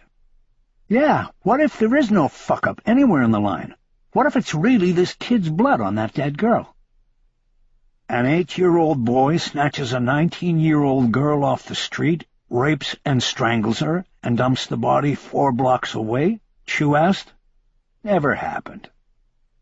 Well, maybe he was there, Dolan said. Maybe this was how he got his start, as a predator. You see his record? This guy fits. Except for his age. Bosch nodded. Maybe, he said. As I said, there are other possibilities. No reason to panic yet. His phone started to vibrate again. He pulled it and saw it was Kis Ryder again. 2 calls in 5 minutes. He decided he'd better take it. This wasn't about lunch. I have to step out for a second. He got up and answered the call as he stepped out of the conference room into the hallway. Kis? Harry, I've been trying to get to you with a heads up. I'm in a meeting. What heads up? You are about to get a forthwith from the OCP. You want me to come up to 10? In the new PAB, the chief's suite of offices was on the 10th floor, complete with a private courtyard balcony that looked out across the Civic Center. No, Sunset Strip. You're going to be told to go to a scene and take over a case, and you're not going to like it. Look, Lieutenant, I just got a case this morning. I don't need another one. He thought that using her formal title would communicate his wariness. Forthwiths and assignments out of the OCP always carried high jingle, political overtones. It was sometimes hard to navigate your way through it. He's not going to give you a choice here, Harry. He being the chief of police. What's the case? A jumper at the Chateau Marmont. Who was it?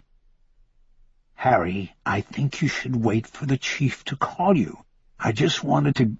Who was it, Kis? If you know anything about me, I think you know I can keep a secret until it's no longer a secret. She paused before answering. From what I understand, there is not a lot that is recognizable. He came down 7 floors onto concrete. But the initial ID is George Thomas Irving, age 46, of Irving as in Irvin Irving? As in Councilman Irvin Irving? Bosch knew that a case that had involved the OCP so quickly had to have political overtones. The name Irving now made that connection obvious. Yes, one and the same, Ryder said. Scourge of the LAPD in general, and one Detective Harry Bosch in particular. It's his son, and Councilman Irving has insisted to the chief that you take over the investigation. The chief said no problem. Bosch paused with his mouth open for a moment before responding. Why does Irving want me? He spent most of his careers in police and politics trying to end mine. This I don't know, Harry. I only know that he wants you. When did this come in? The call came in at about 5:45 this morning. My understanding is that it is unclear when it actually happened. Bosch checked his watch. The case was more than 3 hours old. That was quite late to be coming into a death investigation. He'd be starting out at a disadvantage. What's to investigate? He said. You said it was a jumper. Hollywood originally responded, and we're going to wrap it up as a suicide. The councilman arrived and is not ready to sign off on that. That's why he wants you. And does the chief understand that I have a history with Irving? Yes, he does. He also understands that he needs every vote he can get on the council if we ever want to get overtime flowing to the department again. Bosch saw his boss, Lieutenant Duval, enter the hallway from the Open Unsolved Unit's door. She made a there-you-are gesture and started toward him. "Looks like I'm about to get the official word," Bosch said into the phone. "Thanks for the warning, Kiz. Doesn't make any sense to me, but thanks. If you hear anything else, let me know. Harry, you be careful with this. Irving's old, but he's still got teeth." "I know that." "Keep in touch." "You got it." Bosch closed his phone just as Duval got to him, holding out a piece of paper. "Sorry, Harry. Change of plans. You and Chu need to go to this address and take a live case." "What are you talking about?" Bosch looked at the address. It was the Chateau Marmont. "Orders from the chief's office. You and Chu are to proceed Code 3 and take over a case. That's all I know. That, and that the chief himself is there waiting." "What about the case you just gave us?" "Move it to the back burner for now. I want you on it, but just get to it when you can." She pointed to the piece of paper in his hand. "That's the priority." "You sure about this, Lieutenant?" "Of course I'm sure. The chief called me directly, and he's going to call you. So grab Chu and get going."